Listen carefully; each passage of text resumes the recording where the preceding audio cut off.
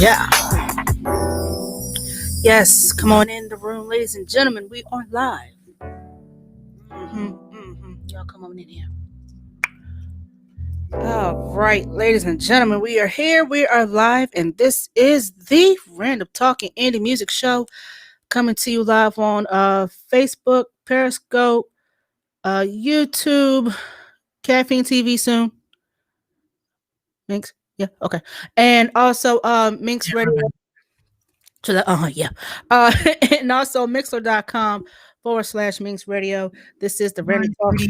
What 187? 186. 86. Yeah, we're at 186. This is episode 186. We're close to 200, y'all. We don't know what the hell we're gonna do for our 200. I At mean, all. I don't know At all. at all.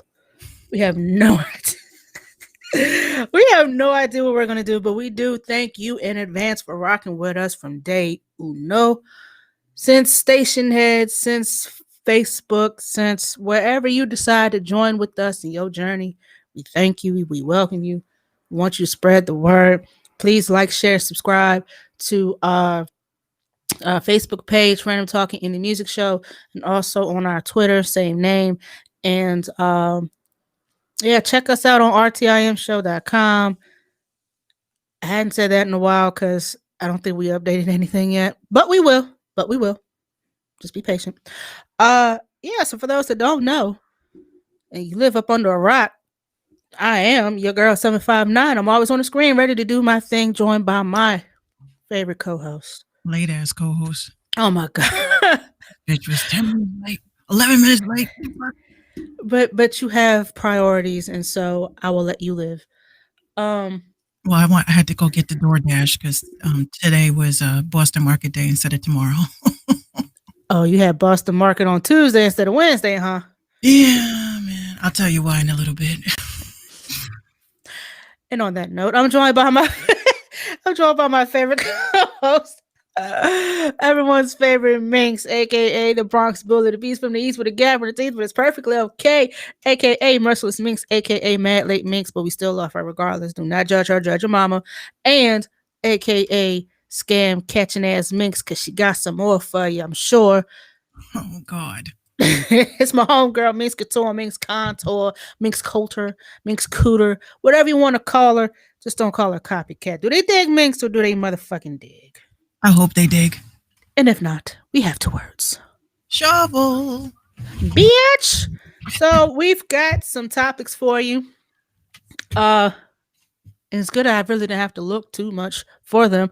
So we hope that you guys will engage with us, chop it up with us. Yeah, before we do get started though, are you on caffeine yet? Yes. Shout out to our people over on Caffeine. Yo, I tell you, when Mink sent the screenshot of just the amount of love that we received, over 659 comments, almost no, it was 659 live viewers, almost 500 comments. Y'all really fuck with us the long way. We love y'all for that. We've exceeded our numbers. Let's see if we can do it before the year's out, huh? I predict we're going to have a show with 1,000. Oh yeah. That would be wonderful. But we really have to do it where URL won't try to steal our shine.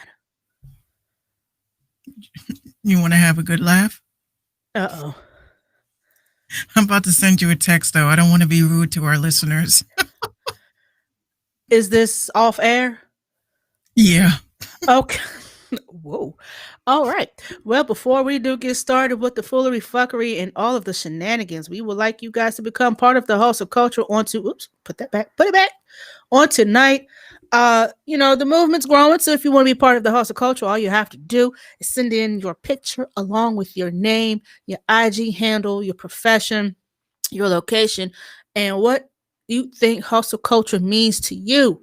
Don't have to be a book, just a cute little paragraph. Send all that over to hustleculture at gmail, hustleculturemag at gmail.com. Don't forget to follow them on Facebook and on Instagram. And starting December 1st, the Merciless Cast will be called Minx Mafia, but don't worry, you can still get your premium jewels for a low price, full research, scam free. She's got $1, $5, $10 tiers due and subject to change. Some of y'all be wanting the sauce for the free, and this research doesn't cost the free. So, while she's not going to hit you in the head, with a ridiculous price, please know that she takes her time, a good deal out of her day to make sure that this research is on point. So when she presents it to you guys, that you are getting nothing but the facts. Okay, because that's what we deal with over here on Minx Radio. And also head on over to minxradio.com for current and past episodes of the Minx Show podcast. Hit that merch tab, get you some Minx Mafia merch, and check out our legacy stuff. We don't have a lot, but check out our legacy RTIM stuff, our early station head days, girl. So yeah, it's getting cold. Get you a hat, some hoodie, a socks, a pair of socks, a coffee cup for your coffee or your hot tea or your cocoa or your eggnog with a little splash. You know what I mean? And go ahead and do that. Artists, if you have any music, videos, anything you want us to play your shit, send it. RTIMshow@gmail.com. Just send us what you got, but it better be hot, because if it's not, it ain't getting in our spot. I should be a rapper. Oh my god, that was such an evil chuckle. I love it. I love it.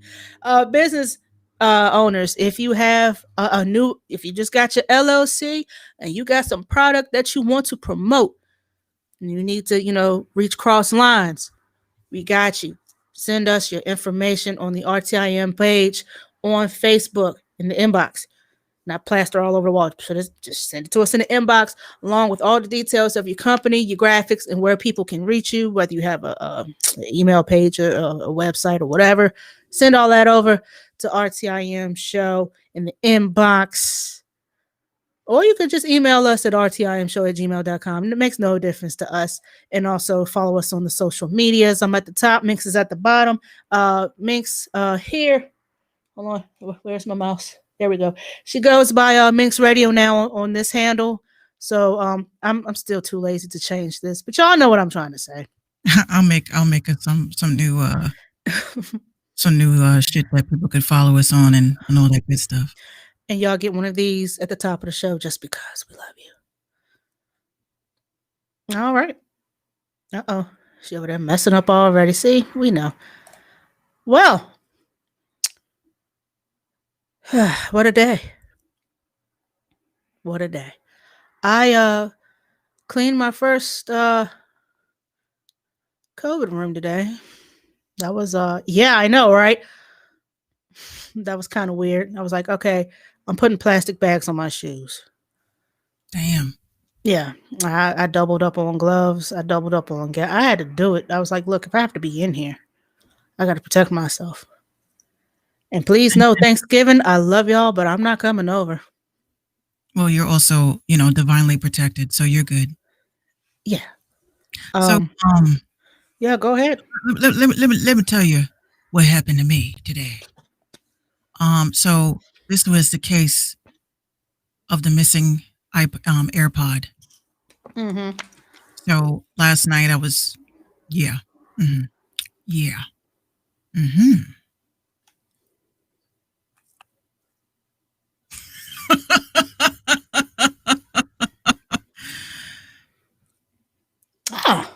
Yeah. So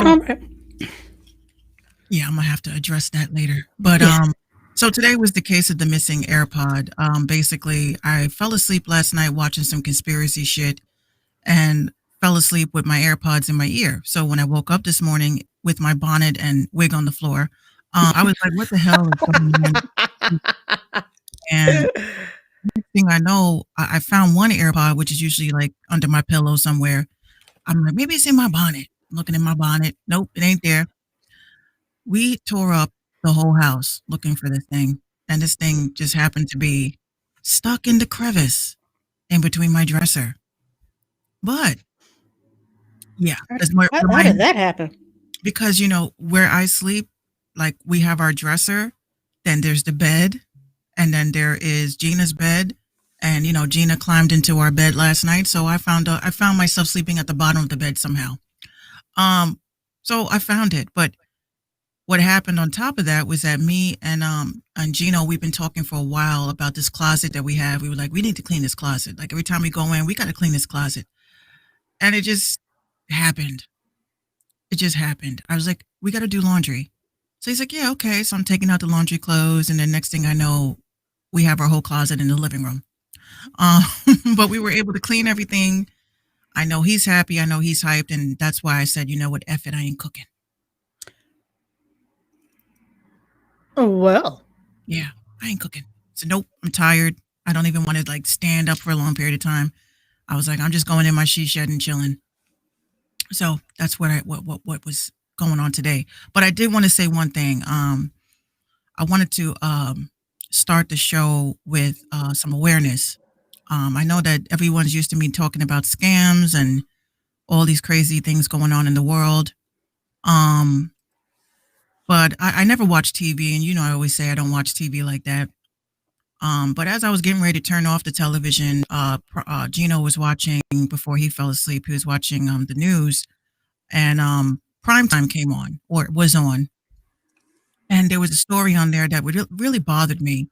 Um, these are the stories that people don't talk about during this pandemic, which is what the hell is going on with these kids in foster care.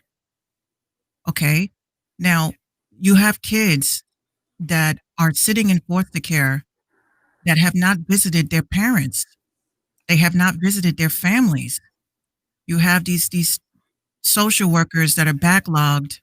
They're focusing on getting new cases, and then you got the existing cases that are here. So they interviewed a couple of kids. All of them I wanted to take home and just hug. My heart just broke into pieces. You got these kids that are separated. They can't even visit their siblings. That these caseworkers are extremely overwhelmed. We're talking about kids in cages, but people are forgetting about these kids that are in cages in their mind.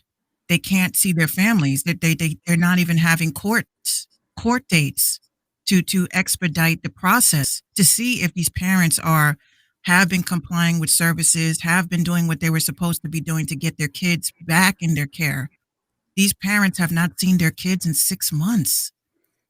And it just, I really, That's got to play a part on the mental, for real, for real. it, That these, that's just it's seeing terrible. these kids cry, you know, talking about, I wonder if my mom will remember me. I was like, oh, hell no.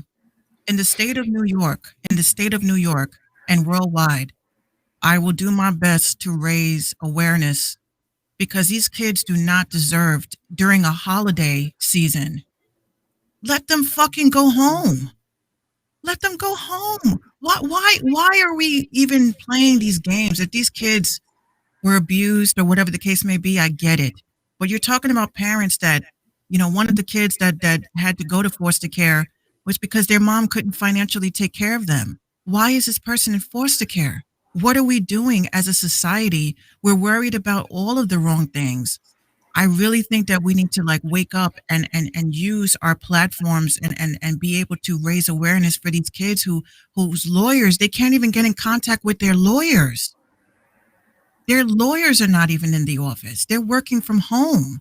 You think they're going to go to a court case, a court date? I'm surprised it didn't do what these TV court shows are doing, and that's like Zoom meetings. That's what I'm saying. And it's like they forgot about these kids. They forgot about these cases. And I literally said to myself, no, oh hell no, not under my watch. I refuse to let that happen. So I'm letting y'all notice that, it looks like next year is going to be my year that I really plan on running for office because I can't deal with so many people that have so much power and their power is not being used the right way. So I wanted to use my time, right now to shed light on it because it's very sad. And my heart goes out to all those children and families that are affected by this. Yeah, that sucks. They can't even, visit their family, can't call them, anything. Nothing. Excuse me. And it doubly sucks because during the pandemic, I hate using that term and I hate hearing that term, but this is what this is. Hell yeah. I mean, write a letter to us or something. Let us know, hey, we're still thinking about you. An email would suffice for some. Email. Why can't these kids visit with their parents through Zoom? Why are we waiting for a court date to facilitate that? My heart is just broke. It just broke into so many pieces regarding that. And I just said, you know what? We always talk about these platforms. There's no platforms talking about it. And I said, wait a minute, fuck it. We have a platform to talk about it. So I wanted to shed light on it today. And, I don't want to be the Debbie Downer, but this is something, you got kids that can't even speak up for themselves. and little old us, you know, little old us. So that's what I wanted to say today. That's just very sad. Yeah, this holiday season especially. I mean, you got some out here right now. I got my TV tuned to CNN, and the reports are saying that we've had an additional 1,800 deaths of COVID. People are still traveling for Thanksgiving. They're just doing what the fuck they want to do. They're not wearing masks. Some are, some aren't. You know, we're going to be with our families for Thanksgiving, COVID or no COVID. Meanwhile, you got children that hadn't seen their parents In months. in months. What's They up, can't. Hunter? What up, War Hunter? We can't just put them on a plane and send them to their family. No, we can't. We So can't. This is why that's we as people, like, we have to be vocal. You know, we have to use our voice for the people that can't speak for themselves. and when we say during the holiday season, you think of those less fortunate. That doesn't always apply to just homeless people. Yeah, I Not noticed in that. this, not in this case. Not in this case. Because when we say less fortunate, it's usually those who are homeless, usually those who are, veterans who can't afford, whatever. And it's usually just that. That's where it stops. Now, when we say less fortunate, you have those who are out of work as of now, who can't Right, afford the bare necessities, who have to choose between medicine and a sandwich. You know what I mean? In some cases. And I'm not over exaggerating, like that's how serious shit is now. right. And you have those sitting at home battling depression. And oh my gosh, will we ever get to do this again? And I'm tired of sitting at home and I'm going stir crazy and I can't see my family. And less fortunate doesn't always have to be material. Less fortunate could be someone who just doesn't have anybody Right. because their friends and family are all passing away from this mysterious ass virus. They can't talk to anybody. So that's when we say less fortunate, it doesn't always have to be monetary. It doesn't always have to be materialistic. Think about that, you know. So when you say your grace over the Thanksgiving table and you got your uncle saying the prayer for the food and all that, send up a special one for those who are, dealing with stuff like that. All this stuff is very real, It and is. mental health is very much declining. I've seen a lot of my friends, even on Twitter. I have to like climb into their DMs and ask them, "Are you all right?" Because you're Yeah. not your usual robust self. You know, how I've to never I never called anybody robust before. I've never used that word ever in life. talking to Minx here. I mean, I've never used that word ever in life. Look, I hung out way too much in corporate America, where I got a lot of lingo from these rich folks. So, hey, Jack, you're not as robust as you usually are. I'm like, robust. Hmm. It's a word. War Hunter says, yes, ma'am. Right now, my wife and daughter are in a different state. They've been gone for 2 months and counting. I'm sorry to hear that, War Hunter. Man, I'm sorry to hear that. we'll be thinking about you, man. That is Absolutely. nuts. That is nuts. So yesterday night, before I went to sleep, I had to pay $4.99 for this app, but I said it was totally effing worth it. I was making RTIM gifs. And ladies and gentlemen, if you don't follow us on Twitter and hadn't seen the first of probably many to come, it's funny. I said, "What the hell?" And I'm waiting on a clip because usually we upload clips. I'm waiting on a clip, and it's just boobies and me cracking up. Like that's the GIF. That's exactly what I had said. When you see me go like boobies, boobies. That's like the image I have when I lay on them. I think we were talking about Doja Cat at that Yeah, point. Doja's boobs. Great New York boobs. And speaking of great New York boobs, Mr. Dave Chappelle says, "Yo, Netflix, take that shit down, bruh. Where's my How check?" it always seems like when we say something, there is a big catastrophe. Oh, and one more thing. Rest in peace to David Dinkins. Wasn't he the former mayor of New York? Yeah, first black. Damn. Passed away today. It was Wow. trending kept seeing rest in peace. I said, who died now? And I'm going, Right. I get tired of seeing it. Get tired of seeing it. But yeah, for I think it was like sure. 93. He didn't pass away from, weird circumstances. He just was a old. But Damn. yeah, Mayor Dinkins. Mayor Dinkins, first black mayor of New York City. First and only black mayor. Right. Mm. The only one I You, like. yeah, you served, sir. Rest in peace. You served. Yes. Mm. I'll be the next black one. I'll be the first black woman. Hey, Kiwi. Yeah, War Hunter, you beat me right to it. War Hunter says Minx is going to be the next. Yo, I'm going to run for mayor for New York City. Watch. I'm going to be the first one come up on that stage. But Minx, yeah, excuse me, Miss, my government name. We have you down as a New York City rapper by the name of Minx Couture. This is very unprofessional. I'd be like, word? Dead Look, ass. I'm sorry that you're skeptical. I don't mean to be unprofessional, but nigga like, oh my God, yo, that bitch over by the vestibule. One fish, two fish, red fish, blue fish, your ass out this office. Thank you. Don't call us, we'll call you. my freaking campaign, my campaign commercial is gonna be a music video of me just chilling with the kids and shit. Everyone. No. What you should do is like a retro 90s joint with the fish eye lens, and everybody's doing like this. Yeah. In the car. Minx, Mayor Minx. Big ass bubble jackets and lugs boots. People really think I'm kidding though when I say it, but I'm dead ass. Like once I'm done with this music forum, Can I be your campaign manager? I am your campaign manager. You sure can. You sure can. This was not part of my list, but I think we should delve into this a little bit. Topic one.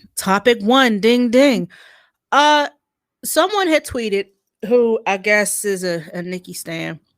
But this right here wasn't negative for once, right? Cardi winning a Grammy when Nicki Minaj didn't is the biggest proof that they don't know shit about music. Or that was kind of negative. Then Wiz Khalifa, of all people, says most self-made artists have this problem. And so Cardi says, I don't understand why niggas entertain tweets that pit successful women against each other. Y'all not tired of that? Especially when y'all was rooting hard when the bitch was at the bottom, meaning her. And then she put up a screenshot of a DM in 2016. And when Wiz, allegedly Wiz had DM'd her, and she put up the status and said, this is when niggas was in my DMs in 2016. They really support you when you grinding at the bottom. Then it's a different story when you make it. And the DM said, quote, you got your cause and you're sticking to it. Don't stray away from the things that are important to you and make you you. You're doing a great job, and the way you address things is admirable. Keep your light shining and don't let others take it. Peace and love. Wiz, there you go, sticking your nose in women's business again. Why are we still on this Cardi B Grammy shit? She won a Grammy, what, 2 years ago? Yeah. And I don't think, a part of me doesn't think that he was trying to shade her.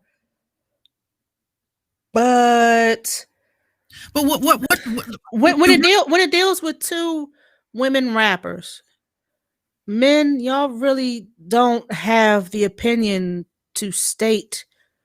Y'all, you shouldn't have any. If this was between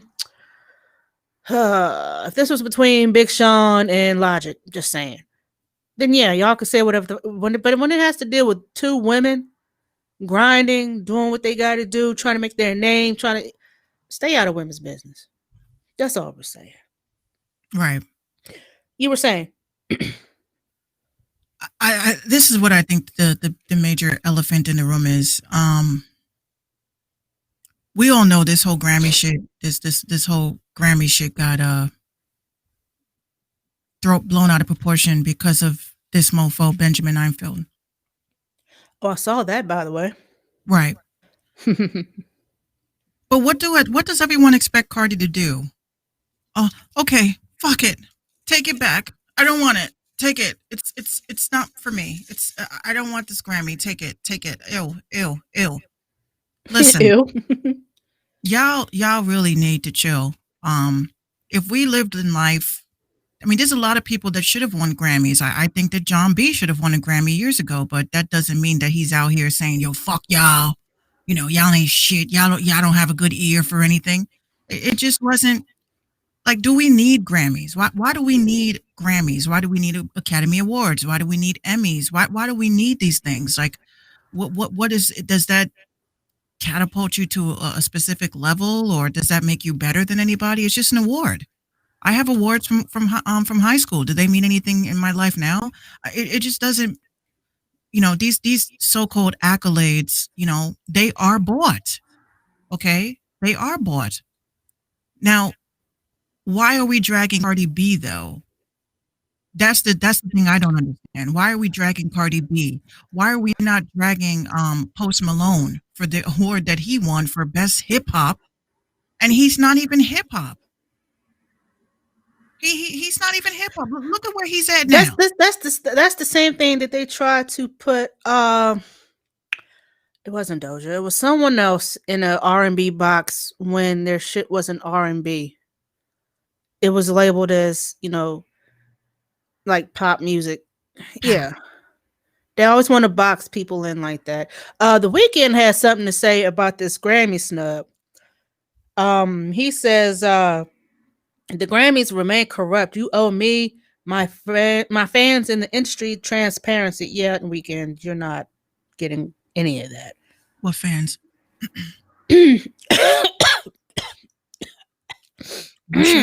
No shade, but I mean, I've never met anyone that says, "Oh my God, throw on that Weeknd shit." Like, it's the Weeknd. I never sat and watched a Grammy show and thought that person deserved it.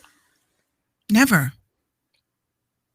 They already got the Grammy list nominations for 2021. Let's see. What is this? What is that? LA Times? Oh, New York. Nope. Oh, you got to subscribe to see it. Nope. RollingStone.com. Thank you. New York Times, right? Yeah. LA Times does that too. Like, yo, fuck y'all. I don't want to read your article that bad anyway. The biggest name on the Grammy Awards list, and hold on. Today is the 24th, right? Yeah, today. So they went on and dropped the list. The biggest name on the list is Meg, and War Hunter says, tell them you're subscribing to no.com. Absolutely nope. The only artist up for the award who scored a bona fide pop hit in 2020 is Doja Cat. You have some indie singer-songwriters. You have DJ producer Kaytranada. And you have a couple of people I've never heard of. Yeah, I'm not reading any of this. Apparently, Weeknd had some issues with nominations and all that, and I guess he felt snubbed. You ain't the only one. J. Cole still hasn't won one. Cardi got one before Cole. And you don't see him. Oh my gosh, Grammys are so rigged. I mean, well actually, he did say F the Grammys, but still. But if you're basing your entire career on winning a award, then I kind of wonder, are you doing this because you enjoy making music, or are you doing this because you just want to say you got a Grammy? I would have liked to become a successful producer, have something to show for it, you know, to say, yeah, all my hard work and all my energy, blood, sweat, and tears, you know, the general conversation. And yeah, it's a trophy, but I earned it. I've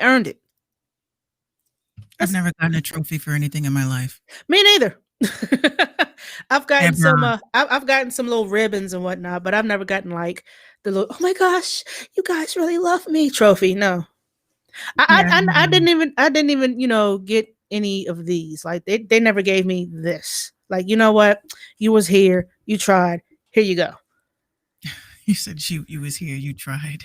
Yeah, here you go. Participation. I never got a participation trophy. So yeah, that's wild. Damn, why the hell can't I share this live? The You would White think House right now. You would think I'm a fucking blood right now. Look at this, yo. blood, Look, blood, look, look, look. blood. Is You that would Mickey Mouse? Five Below. This bitch. Uh, the White House says it's still planning to host holiday parties despite dire warnings from health. Someone needs to sneeze on turkey and everybody needs to eat a piece No. with some gravy. Well, I get my ham tomorrow. I can't wait to see. I stopped eating pork, so no Yeah, no spiral ham for me. and Gino was so excited too. He called me from the supermarket yesterday. He says, "What's your last phone number?" I said, "Damn, I don't remember." So I hit up my aunt. She saves all my numbers. And then I gave it to him, and he goes, "We want a ham." I was like, "Oh my god!" I was like, "Oh, this is what adults do." I'm seeing other tweets that other people have liked. There are a lot of indie producers that of course, you never heard of them, but they're hey, holy shit, I'm a Grammy nominated producer. I'm officially a Grammy nominated producer. Life's trippy as fuck at times. Um, And you never heard of them before. a lot of times you won't hear about the producer unless they're a big name, and that's that. You know what I mean? I would love to win an award and just like my whole plan is that if I ever win a Grammy, I'm gonna go up on stage while everyone's screaming and crying over my ass. I'm gonna be like, "I don't want it," and walk away. Like, "Oh my god, the most controversial thing that's ever happened. We have an artist that actually rejects." Hold on. You got to do the you got to. Can you do the sound effect? I can't. I got my Oh, own. you don't have the mixer. Oh, hold on. I'm gonna see if I can recreate. Uh, ladies and gentlemen of the Grammys, thanks, but fuck y'all. I definitely would not accept a Grammy at all. I wouldn't. Would you do a Kanye West and pee on it, No, I would just leave it right where it is and keep moving. or do a Drake and drink out of it, No, or pull a Wheezy and dump your blunt ashes in it? I mean, y'all rappers are fucking weirdos. they did. He did that. He ashed his blood. He was in there on an interview with somebody. No To- respect. to- So No yeah, respect. like I was saying, Carter 4 coming out soon. No respect at all. Sad. I mean, I think what Kanye did was like the worst. Like, Yeah, bro, you he did not just literally- pee on that Grammy and then you fished the bitch out that toilet. There's no way. the only person I would say is I'm very upset for is Taylor Swift. Like, how do you get nominated for like a high prestigious award and you don't even own your own music? Oops. I've never like. I'm like, yo, I Mm. don't get it. I don't. I just don't get it. Like, this is why I keep saying to artists, I'm like, yo, why in the fuck would you ever want to be signed? Do you not see how these artists that are your faves? I have never seen one artist sit down with Diane Sawyer saying, I love my label. Everything about my label is amazing. I get all of my royalties. I get all of my show money. I get all of my merch money. It's just How about this? Taylor Swift, Dua Lipa, Roddy Rich, and Beyonce got 6 nominations each. Mm. Mm-hmm. War Hunter says because he was hitting that and she was all in love and she didn't read. Yeah, Taylor Swift needs to never fall in love again. You see what that Dinnick did to you, girl? The dinner, That That vi- Dinnick, that vitamin D. that Dinnick owns your masters and sold your shit. Yeah, for 30 mil. He sold it to a hedge fund. Honestly, I don't think that that's right, man. I'm like, I hope people like him. There's like a special corner in hell for you. a special corner. All the music, I would do this. If I was Satan, I'd be like, oh, all of the music that you have sold, you're going to hear that for eternity. Just have them Welcome to hell. like for all eternity, all the music they stole, they're just going to be like, no, I don't want to hear again. Please, I don't want to hear. And then the song starts again. Oh, This is what you get, motherfucker. what you wanted. Oh goodness. What was we talking about at first before we got into the Grammys? Oh yeah, Dave Chappelle. Yeah, he told Netflix cut the check or cut my shit. So I think as of right now, the Chappelle show has been taken off of Netflix. Just when I started to get into the shit again and get my laugh on. I have every DVD. I have every DVD unopened. Come on, Dave. Don't take it down. Just ask them. Netflix will pay you. They just paid Kevin Hart with some bullshit. They will pay you. Or he could just buy a server and then put some ads on that shit. Dave don't know nothing about that. That ain't his vibe. Dave Chappelle, get at me. Dave looked like he don't know shit about what you just said. That's some Geek Squad shit. Somebody hit up Dave Chappelle and let him know that Minx Couture needs a quick ass job. I need to get a new gaming chair. Let's see. Netflix pulled Chappelle's show from his streaming library after Dave Chappelle asked him to, based on the fact that he wasn't receiving any royalties. In a video posted to his Instagram, Chappelle rallied against CBS Viacom CBS. Let me find out that the damn pharmacy is for selling the rights to stream the series to Netflix without him seeing any portion of the proceeds. In the 18-minute long clip, which was filmed at a recent stand-up performance, Chappelle discussed what happened with his beloved show. They, Viacom CBS, didn't have to pay me because I signed the contract. But is that right? I found out that these people were streaming my work. They never had to ask me, or they never have to tell me, because it's perfectly legal because I signed the contract. But is that right? Then he praised Netflix because when all those bad things happened to me, they didn't exist. Then when I found out they were streaming Chappelle's show, I was furious. How could they not know? So you know what I did? I called them and told them that this makes me feel bad. And you know what they did? They agreed that they would take it off the platform just so I would feel better. They gave you a here nigga damn award. I'd rather they gave you that check. What have we learned? Don't sign contracts. Just don't sign contracts. I ain't signing shit. But you know, people compared this situation to Monique's situation with the whole Netflix thing, because we all said that Monique was pocket watching, which she was. Yeah. But she did have a point. Like, if you're going to pay these men millions of dollars for some not even funny bullshit, then pay me. I can get at least 5 chuckles out of you. They said, I was reading the reviews on this new Kevin Hart shit. They said it was trash.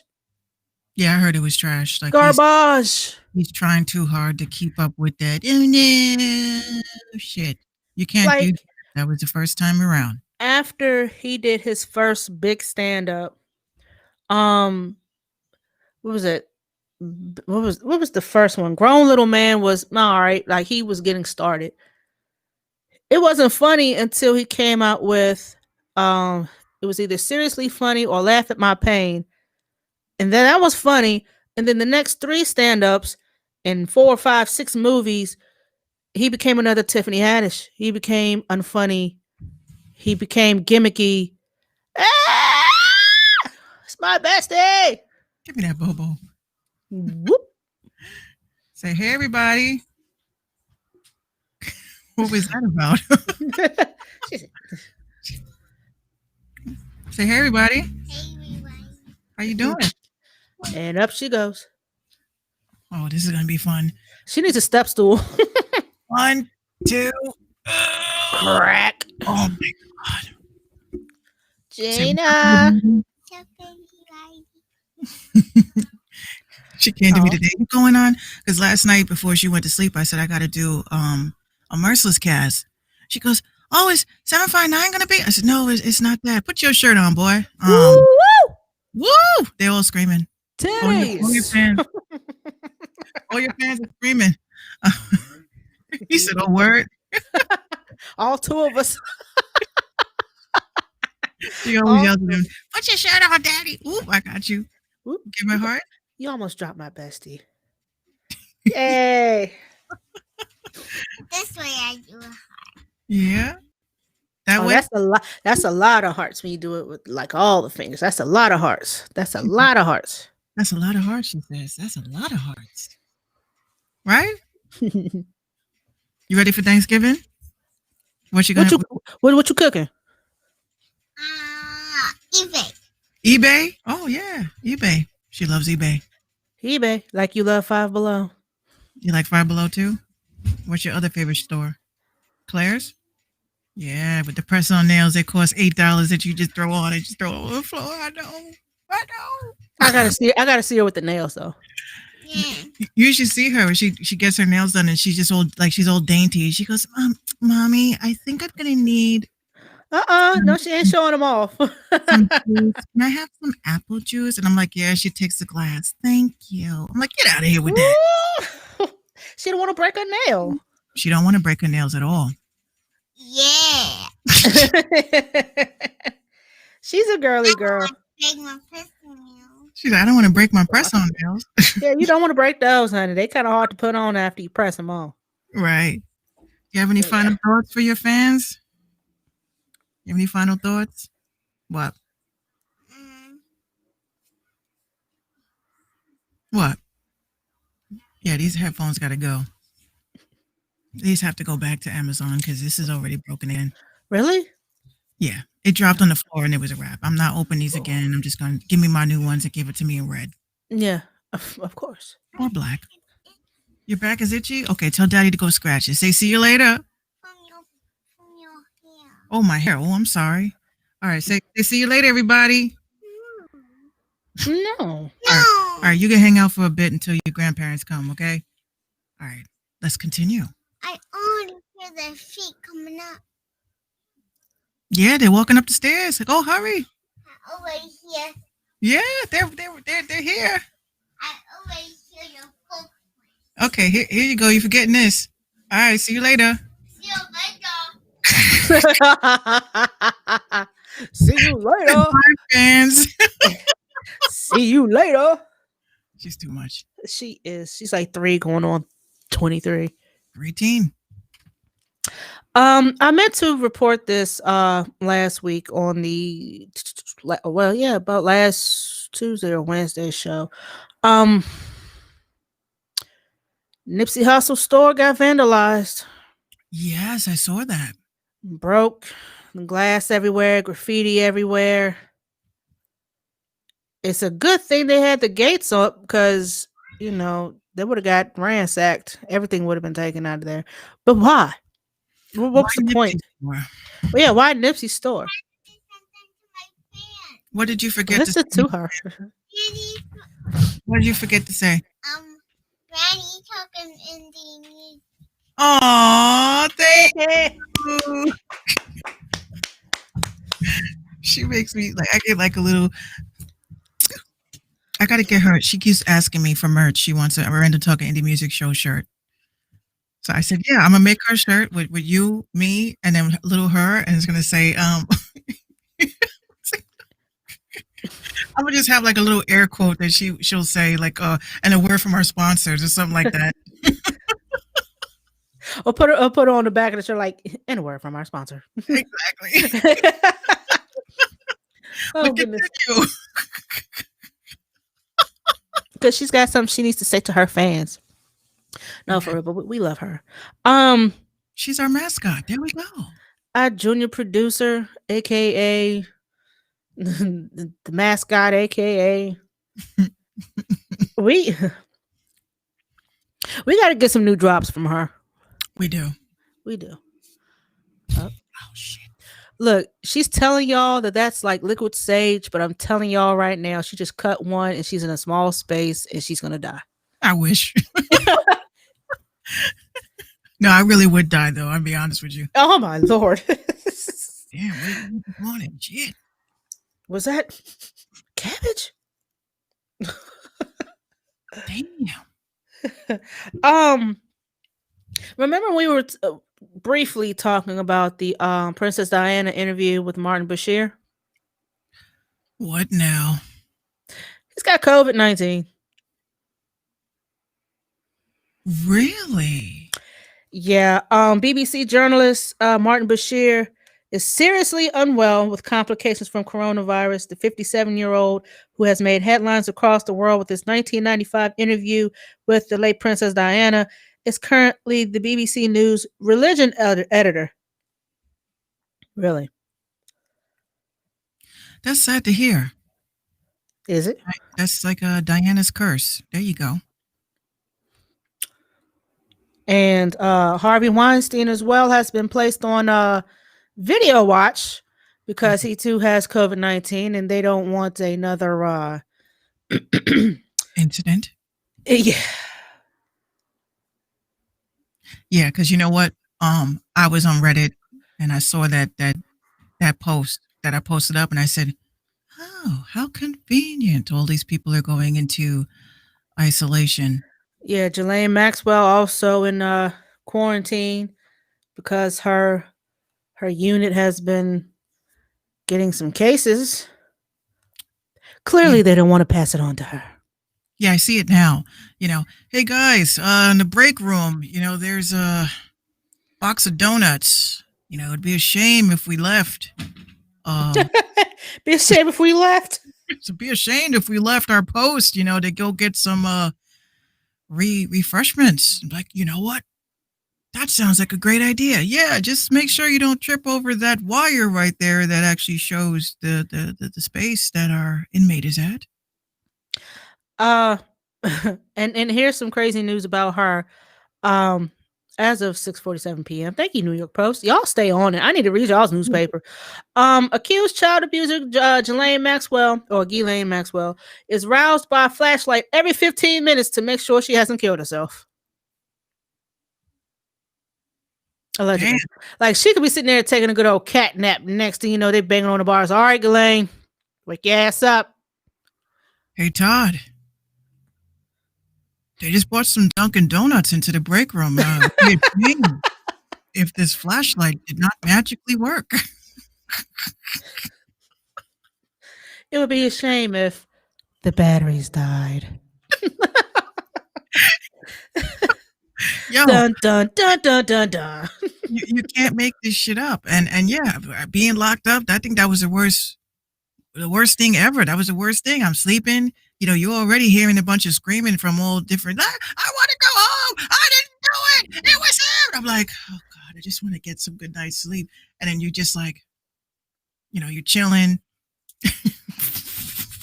This is exactly what happened.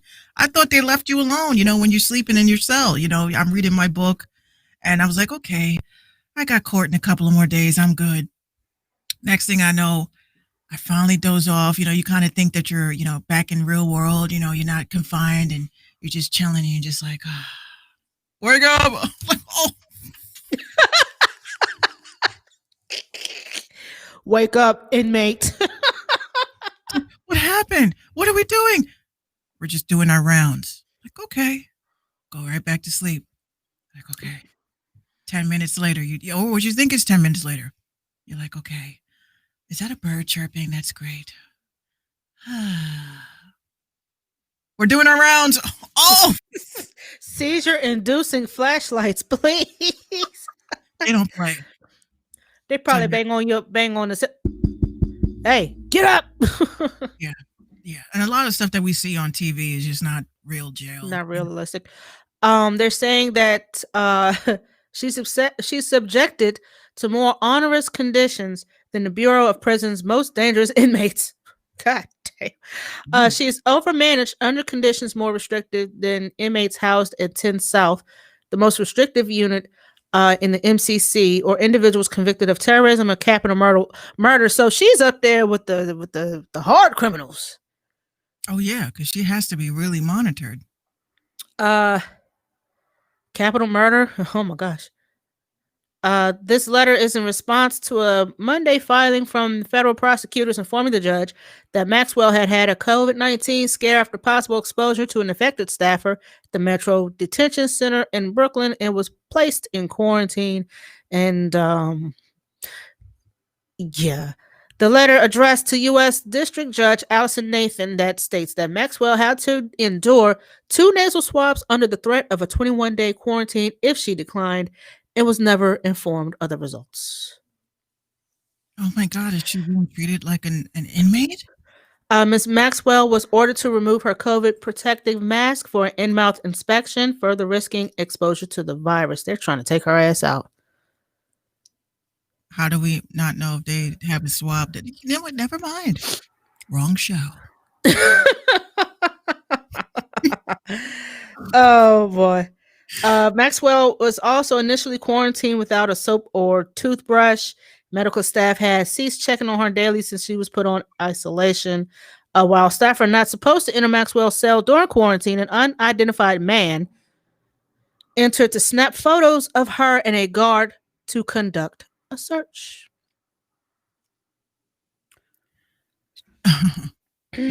I do not believe she is going to be alive by the time Trump leaves office. And despite nonstop in-cell camera surveillance, it would be a shame if someone tripped on that good old wire. Miss Maxwell's sleep is disrupted every 15 minutes while she's awakened by a flashlight to ascertain whether she is breathing. Keep your head up, Ghislaine. Or you better keep your head up because they're gonna think your ass is dead. Well, what is the thing that Trump had said to her, about her when the reporters had asked him, you know, yeah, you have pictures with this chick, and he just, I wish her the best. The best. Good luck. And the like she's never seen. Yeah, you about to be up in that shit next, Mr. DT. Yeah, for real. That's crazy. That is really nuts. I'm like, I don't really think. Let me look up R. Kelly while everybody else is under. Oh, R. Kelly has been, I've been reading up on him. He has been in, you know, they said, you know, this attorney, my client's mental health is declining. Well, welcome to the party. You're in jail. Your mental health is going to decline because you have been stripped of your civil liberties as well as your freedom to do whatever the fuck it is that you want to do. But, you know, they're like, he's going to break. He's going to have a mental breakdown. There's a lot of people that have mental breakdowns, Mr. Kelly. You should have never pissed on that girl. Oops. Or anybody. Let me see. I see the curse of Aaliyah has returned. You really believe in that, huh? Honestly, I believe in soul traps. And I believe that if, like, for instance, I've always wondered as a kid, you know, like my grandmother had killed a roach. And I was like, I wonder if roaches are people that were here before that have committed heinous crimes and had to come back recycled to be a roach. Of all things to come back as. A roach, a centipede, any one of these disgusting, filthy, ugly vermin. A stink bug. A stink bug, a raccoon, a fucking skunk. You know, I've always wondered, like, is that your punishment? You know, even dogs. You know, you have dogs too. My favorite movie as a kid was Fluke. You ever seen Fluke? No. Fluke is about a dude that died in a car accident. And he missed his family so much that he came back as a dog. So the little boy's chilling. What's up, Crypto Media? What's up, Art Lover? So the boy's like, I miss my dad. And then, you know, magically this fucking dog comes back and the dog, you know, starts showing that, hey, I'm dad. It's me. You know, I remember I used to do this shit. And I sat there. I was like, so we're doing movies about reincarnation now? That's kind of dope. But I always wondered, I said, yo, I mean, animals have souls, you know what I'm saying? You see dogs, they're doing shit that humans do, and you're just like, wait a minute, he's been here before. I don't believe in hell. I just think you come back and keep recycling over and over and over again. I never believed in hell. Art Lover says 759, nice hairstyle. Thank you. Preach. It's kind of coming loose now. I don't know what to do. So I don't want to take it, take it down and then they're everywhere look like damn Medusa. I don't want that. Medusa again, huh? To... All over. I'm copying Cardi, Speaking of conspiracies, did you see my post that I had put up about this kid and what he wrote on Instagram about well, I'll just tell you. I just tell you. Okay. I'm not gonna go too deep in it. Y'all can assess it however way you'd like. I just don't feel like doing a woke show today. So basically there was a post that went up. It was via dream.agency. So basically it says fan tries to connect. We're back on this King Von shit. I'm sorry. It says fan tries to connect dead rapper to the CEO and founder of Empire. Oh yeah, I did see. Yeah, I saw that. I did see that. Yeah. Some of you guys that are not following me on social media, that's cool. This is why we have the show. So you have a kid at the Boss Hughes. He writes underneath Ghazi, Ghazi, who is the owner of. What happened? Hmm? What happened? You dropped something? No, my lamp went off. Oh shit. So he's the owner of Empire Records, Ghazi. So the Boss Hughes writes underneath Ghazi's post, he says, XXX Temptation, FBG Duck, King Von, MO3, all had something in common. They were all signed to #Empire, and they all ended up dead when their music and careers started taking off. He uses the emoji like, So then he says, nobody's blaming the record labels, but I see a pattern. And I think Ghazi Shami, Empire record label owner, is capitalizing on his rappers' insurance policies and streaming numbers after they die. But what do I know? And he does the shrug. And he says, the streets are dirty, but so is the music industry. 100, 2 likes, right? So obviously this person, Ghazi, gets thousands and thousands and thousands of comments per day, and took the time out to reply and says, at the Boss Hughes, you sound dumb as fuck. Stay the fuck off my page. And blocked him. What do you say to that? The truth hurts. The truth hurts. I mean, if 1 + 1 = 2, then you add another one and it = 3. You can't get mad at the facts. It is what it is. They are facts. So when someone comes up with 2 sentences that you sound dumb, stay off my page, and then you block me, you're hiding something. Especially when you see this whole paragraph of facts. The whole paragraph of facts, and all you got to say was, you sound dumb as shit. The fuck off my page. You're hiding something. And I hope you are exposed, Mr. Ghazi, Shami. Really? I have never heard. It's not like Apple tech support. Like, why are you running a label full of young black men trying to make it out the street? You're exploiting. This is what it kind of looks like to me now, that you're exploiting young black talent. They all are for personal gain.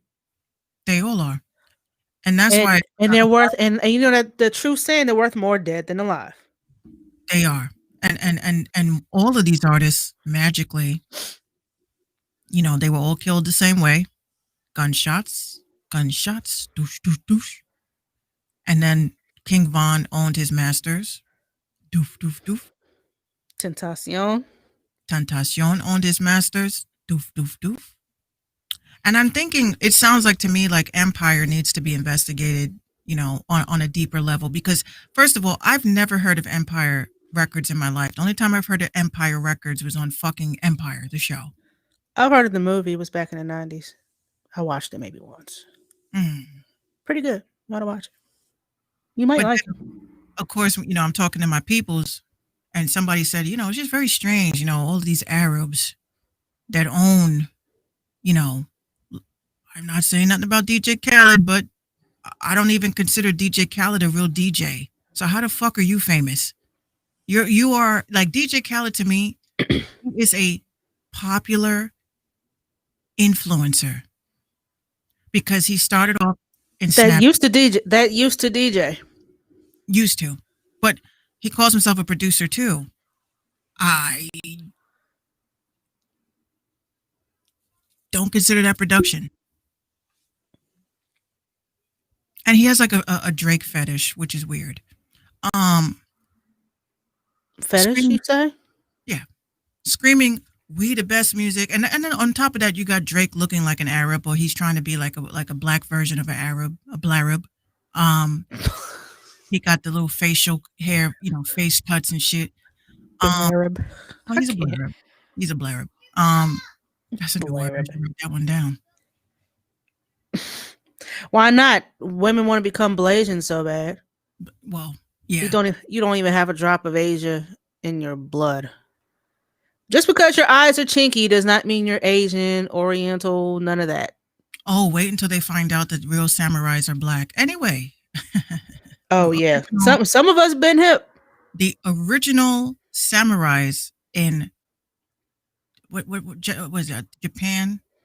Is it Mhm. Japan? Okay, yeah. We inhabited. When I say we, I mean collectively melanated folk. We've been here first, right? All countries, all continents. We were all one big ass continent, and then it broke apart because of global warming, earthquakes, and apparently y'all really believe a fucking meteor hit this planet and killed all these dinosaurs and shit. I never believed in dinosaurs, to be honest with you. How did dinosaurs show up before the Bible? That's what I'm saying. It don't make no sense. And how the fuck does anyone know what a T-Rex sounds like if nobody was alive to hear what a T-Rex sounds like? Or seen a pterodactyl to know how wide his wingspan was? Or how the fuck a velociraptor has a big ass toe that clicks if you were not there? There was no humans here. And how do you call a stegosaurus? Like, how did y'all come up with that word? We have questions. Yeah, you're right. You're right. Drake does look like one of those. He does look like he looks like a dude that I go up in the store and be like, yo, Ock, let me get a bacon, egg, and cheese. Hold the bacon. You know what I'm saying? Give me the turkey bacon. You know what I mean? And he's just like, all right. You want mayonnaise on that? He looked like a Ock. He's a Ock. No, but all seriousness. And it's not even to sound like a conspiracy theorist or nothing. It's more like if I was what's his face? Columbo, I would really ask a lot of questions here because why are all these rappers dying that are signed to this label? Why are all of these dying? Why are they all dying? And they're not even a record label per se. They are a distribution company. And I hit them up too. I was like, is this was a week before this happened, but I was like, is this only exclusive to people that are like, established artists, or can anybody distribute their music through Empire? And I haven't heard nothing back. You're not going to. I'm not going to. But I've never heard of Empire ever since, but even before the pandemic. I only started hearing about it when all these people started selling their catalogs. Let me correct that. They are a distribution and record label that was started 10 years ago. Record labels are supposed to distribute their music. No, I said that they were just distribution, but they're distribution and yeah.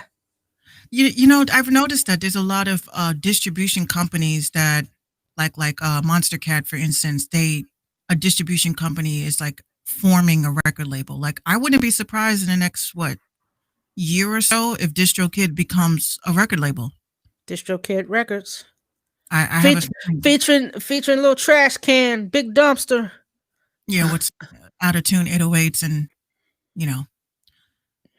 What's up, Don? Don says I agree 100% over at Caffeine. Yeah, I look at how they're moving. First they're trying out the playlist shit, which is stupid.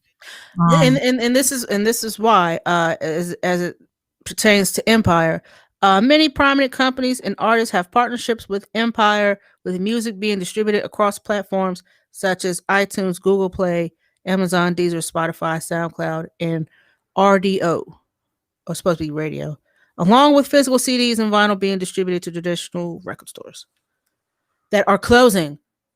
The only one in my city closed. Guitar Center filed for bankruptcy, Yeah. but they're Chapter not 11. closing. Is it They're not, chapter 11 or 13? I think it was 11. Oh. They're not closing though. They're just closing some stores. Yeah, a lot of them are going I out don't of having a know going out of business sale. I don't know how Guitar Center is going out of business, being that you had such a huge surge of artists that decided, I'm going to upgrade my guitar, or I'm going to upgrade my studio. A lot of podcasters that actually bought studio equipment, or unless they bought them from Amazon, which would have been dumb. But, I don't think a lot of businesses are going to survive after this pandemic. Wait. Back up. Hmm. You said you was talking about people buying their podcast equipment Right. from Amazon? From Amazon. And you said it was what? What? I mean, you said it was stupid? Yeah, because they don't offer the same warranties. Do you know my desk is fully funded by Amazon? But what I'm saying is that with equipment, right? Amazon, my mic, my cords, everything. they don't offer like the same amount of like warranty on these items from the manufacturer. It's covered under that particular company that's distributing it, that's selling it. Oh, okay. That's what I'm saying. Like I feel like having an Amazon warranty is great, but it's like a here nigga damn, take another one. It's not like you're really trying to fix the issue that I'm having. It's just a common, like, I'll give you an example. These headphones I bought from Amazon, right? I hit up the dude after they started acting funny. I said, can you please give me some information about it? This nigga sends me a link. So you mean to tell me that I could have just went directly to the company and bought this shit? So if I would have had an issue with my device or my joint, then they would have been able to handle it. So now I got to go through an extra party. Like Amazon is a third party. So they don't know much about the products that they are selling. So if you have an issue with them, like I said, the switch here, how do I know if it's in mono? How do I know if it's a stereo? I already fucking knew the answer. The dude was like, I'm pretty sure that you have warranty on these things and I could, change them and swap them. I said, I'm not asking that. I said, you know what? Go fuck yourself. And then not only that, with Amazon, what bothers me is the product questions that people ask you. The dumbest fucking shit. This guy says, like, they alert you after you buy the shit. Dude goes, can you wear them in the shower? Why would you want to do that? Yeah, no, wear them in the shower. Yes, sir, you sure can. This other guy says, it was a two-part question. He said, do they come with additional wires? So I replied back, because I like to answer the questions. I'm like, yeah, they do. He goes, can I use a USB in it? I'm like, no, nigga, it's an audio jack. They're not digital? No. Oh, never mind. Well, don't y'all fucking read shit before you decide to put it in your cart?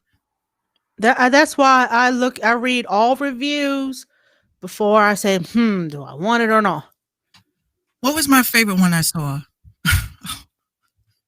This is the most funniest shit. Yo, some of these people online are comedians. So I was looking for a digital antenna. Believe it or not, I don't have cable. I don't feel like need it because we have all these streaming services, right? So I was looking for a replacement antenna because we weren't getting some channels to come in, which was like channel 11 and 5 to watch Wendy Williams in the morning. So I'm reading on the description of this antenna that I was considered on buying, and this dude, he had like the most likes. You had people offering to buy, can I donate to you because this was the pick me up I needed. He says, hey guys, so listen, I just bought this antenna. Very amazing antenna. I kid you not. I put it on my side of the house. It worked beautifully. I put it on the roof of the house. It worked beautifully. If only I was able to take this antenna and just put it inside of my wife so she can understand that I am a man with feelings. And how is it that my TV understands me more than my wife? He says, I kind of want to take this woman Maybe if I put her on top of the roof, we'll have a better signal. Honey, could you lift your leg? Turn it to the left a little bit. Right there. Hold it. I was in tears when I read this shit. Yo, the comments just kept going. It's like, yo, so did you put it on your wife? Did you put it on the roof? He says, I put my wife on the roof and still no signal.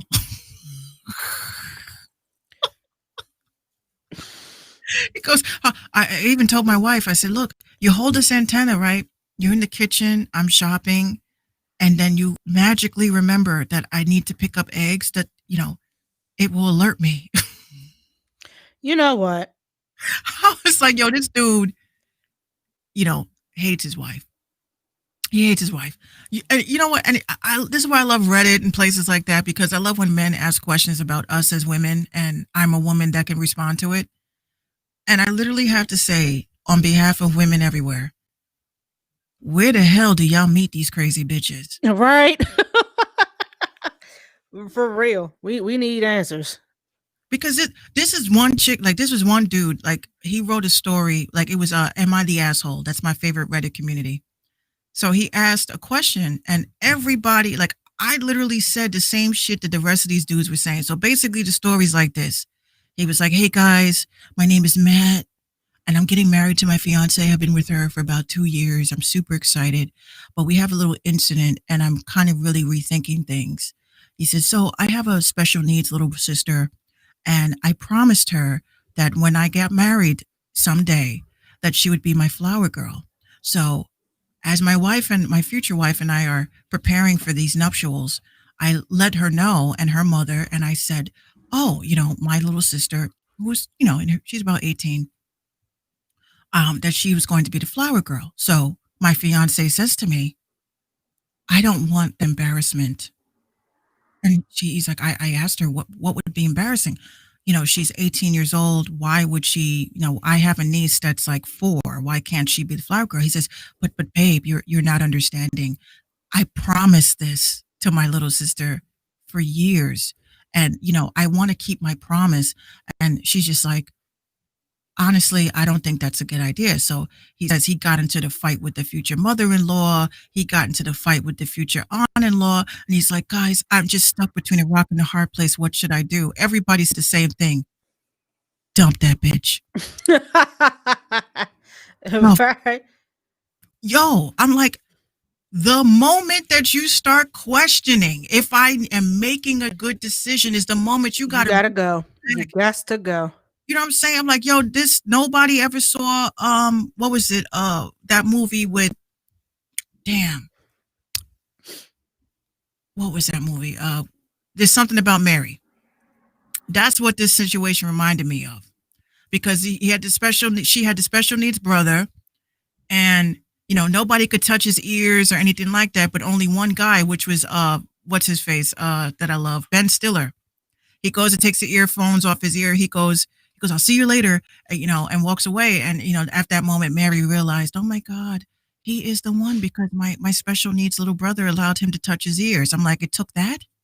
It took that. I would have told this bitch goodbye. So that whole situation, like that, yo, you had some of the ladies that were saying, but you don't understand. This is our special date. No, fuck you. Oh, wow. Damn. I'm sorry. I don't believe in that shit. It's our wedding.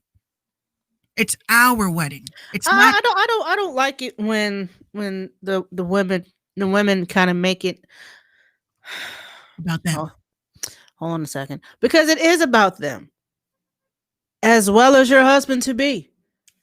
But the fact that you're trying to make all the decisions of who's going to be the groomsman, who's going to be the bridesmaid, what we're going to eat, like you trying to micromanage this whole situation, and then when he leaves your ass at the altar, oh my gosh, I really thought he was the one for me.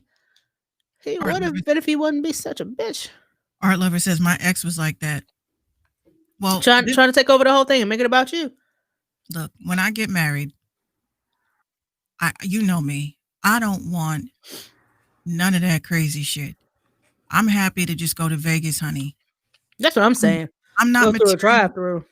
I'm not materialistic like that. I mean, I'm like, I'll buy the dress, I'll rent the dress, and we could take really nice professional shots and shit. But I mean, basically, it's a turn up for your friends and family to get drunk for free. Mm-hmm. I don't look at, oh, how many plates are we going to be? I'm like, look, when I Are get we doing? Are we doing fish, beef, or chicken?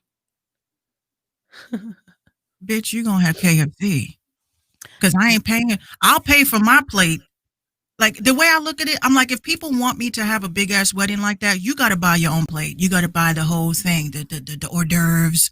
You know, you got The to pay. drinks, You're gonna pay. You're gonna buy your drinks. You're gonna have to have like your little a cash bar, and everything. have your Snapchat fucking barcode open because I'm gonna be like, hold on, oh, I put my dress and everything. Hold on, beep. Okay, go ahead. Next. Okay, go ahead. Like I've never really. Are you gonna capitalize off of your wedding? Make your money back. Oh, y'all want to take pictures and shit? Oh, hold on. Oh, beep. Yeah, you walking out. Oh, donations too, honey. I'm gonna have my Cash App. Everyone, take your phones out real quick. Take a picture of us, and then when they open, like they're gonna take a picture of us with the big barcode in the back. It's gonna open up the Cash App. How much you want to donate? Like, wait a minute. I thought the pictures were free. Bitch, you thought. Like, wait a minute. We're buying our own drinks. We're buying our own plates. We're paying the DJ, and now you're asking us for a donation. You're damn right. Yep. Because what you're not about to do is waste my food. If in fact what we're serving is not what you want, what you're not going to do is waste our drinks because the bartender is doing this thing. Cash bar only, honey, and tip your bartender. And I'm hiring everyone I know. Everyone gonna make money at my wedding with me. DJ is you want to request a song? Hold on a second. Beep. All right. Give me about 5 more minutes. Let me go ahead and blend this real quick, and I'm gonna shout you out when you want a shout out? Oh, hold on a second. Beep. Okay, I got you. That's how I feel. You know what I'm saying? Me personally, again, I know some women take it seriously and shit, but hold on. Our lover says my ex tried to run things by and act like I was a little boy. See, that's women needs to stop doing that shit too. Like we need. I'm not gonna say we. I'm gonna say y'all because I don't do that shit. But women like control, and they can't control their own shit. So they want a man that they can control, right? But women often forget that men also have feelings. Like they go through shit. You know, I heard that even men, like every month, they have like a week, like kind of women do, of emotions. You know, we have our periods. I knew it. Men have periods. They just don't bleed. Menopause. It's real. It is. That's why I be looking sometimes, you know, I'll be like, you all right? You want some chocolate or something? Want a hug? You just have to. Do you need your space? Do you need time? You know, I'm a person that always looks into how other people are feeling. So I'd be saying a lot of these women, I'm like, y'all need dogs. Y'all need puppies. Y'all don't need a man. You want too much control. You want to tell him what to do. Like he has a mother. He doesn't need another one. And even then, mother need to step back because he's a grown ass man. He's breaking apart from you. He's not breaking away, but when a man gets married, that's his way of leaving the nest. One year was a grown man. You moved down to your own as a grown man. That's a push out the nest. That was a push. You close to the edge. When you get married, you your mouth off your mama's titty. Right. Onto a new one. Yeah, and what a set of boobs. No, I could see Minx now if I, God forbid, ever get married and I invite this bitch. She's going to be looking at all the bridesmaids. Well, I don't even know 3 people I would want to have as my bridesmaids. That's sad. Yeah, I'm going to a Las Vegas drive-thru. Mm-hmm. I'm not even going to get dressed. I'm not taking professional pictures. I'm not doing none of that shit. Me and whoever, we just going to do the drive-thru, sign our name on a dotted line, bop, take a picture, and we out. We gambling for the rest of the night. That's our honeymoon. I Aren't don't even want to do the whole church and dress and no. That's Mm. forced. It's phony. It's cringy. I don't like it. fuck no. Art For love for me. I don't like it for me. Now I've been to me some too. weddings and they were beautiful. I've been to some weddings and it was beautiful. Shout out to my cousin Tasha and Lakeem. It was beautiful. But that can't be for me. You won't catch me slipping at the altar. And I knew. Hold on. I gotta grab the mic. And I knew when I look into your eyes, I gained a new best friend. Oh, get the fuck out Oh, of here. get the fuck. What? I said to Gino, I'm a spit to him. I'm a rap. I'm gonna be like, yo, and he's gonna be like, yo, you're gonna hype it up, yo. Don't forget to put the toilet seat down. Amen. Next. That's all we ask. All we ask. That was the song? That was it? Song. Don't forget to put the toilet seat down. Yeah. That's all Toilet we- seat. Toilet seat. Put it down. Put it down. Please, in the middle of the night so I don't go swimming. Shit. Oh, you hear, because you done squatted back extra 2 inches, and that makes a difference. You have your AirPods in. It's pitch black. You watching something scary. You walk in. You put your phone down on the side of the sink, and you go, and you go. Your butt cheeks all wet now. You got toilet butt. I get up. I rearrange myself. I go into the room. I hit the with the pillow. What the fuck did I tell you about? She's like, what? My bad. Like, Have y'all ever sat on a loose toilet seat and joint got the sliding to the one side? oh yeah. That's When I was a kid, I used to hold my little Star magazine going, woo. yeah. No, you keep on till that toilet seat go this way and you go this way. Yeah, my grandma used to get pissed, and then she always used to say, "Who the hell isn't washing that dirty ass? That my damn toilet seat is black." I said, Ooh. "I wash my ass." Question. And I told my mom I was going to ask this. And this probably will be a clip. It is. This will probably be a clip. When it comes to Thanksgiving, I'm sure we've all had memories of our aunts, our uncles, our grandmothers, whoever, preparing the meal and this, that, and the third. Your women relatives in general, and in particular in this case, they have a certain routine that they like to do. They wake up, have their first cigarette in the morning, which used to be the bomb when you first hit. With coffee. Mm-hmm. With coffee.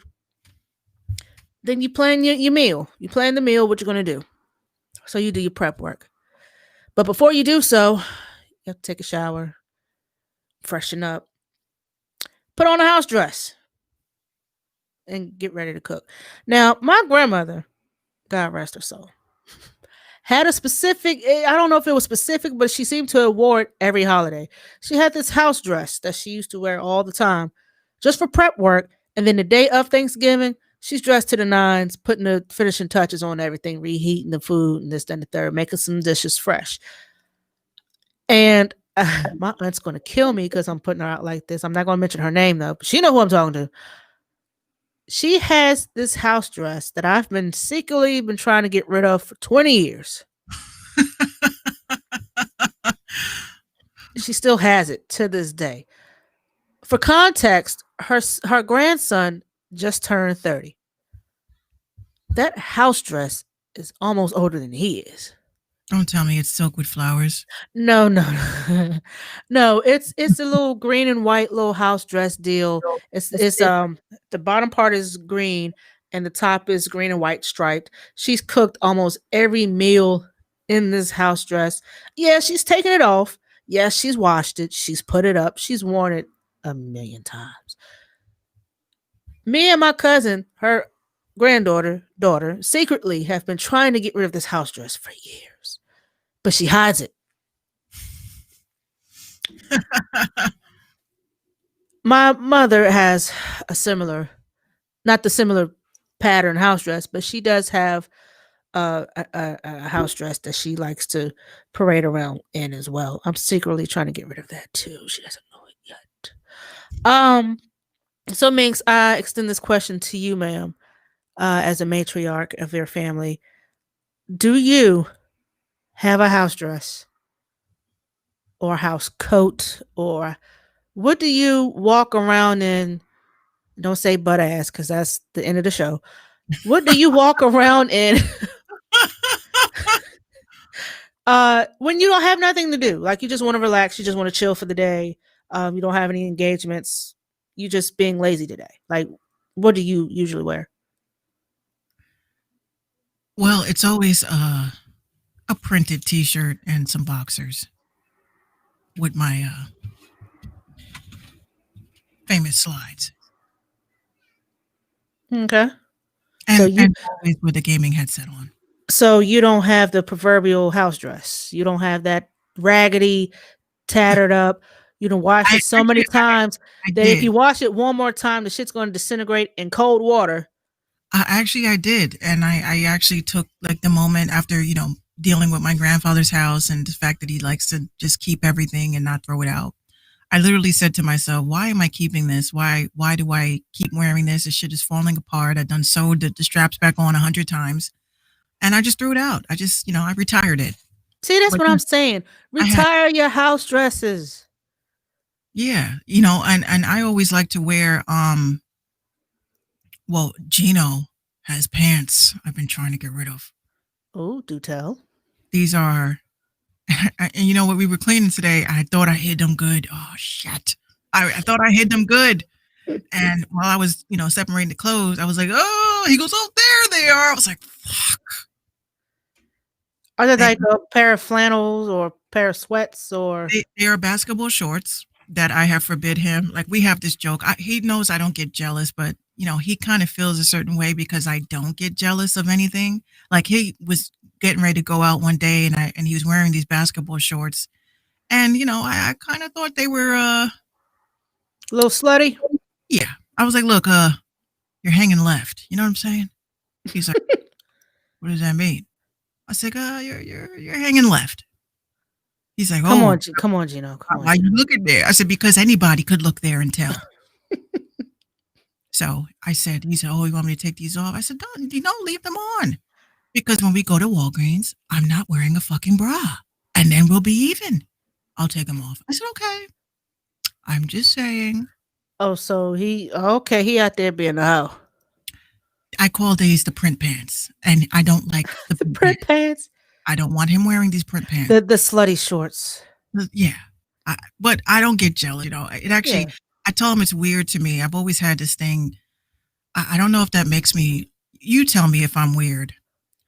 I had like a couple of boyfriends. I never had a lot of boyfriends. Guys used to only date me to fuck me, to be honest. But the ones that actually wanted to pursue something, I used to get turned on when I would notice that another girl was like looking at my man. Because I'm sitting there in my mind, I'm thinking, keep looking, bitch. What? You got me going now. Because when we go into that bathroom at this party, I'm going to come out smiling at you, knowing that I can have something you can't. Is there something wrong with me?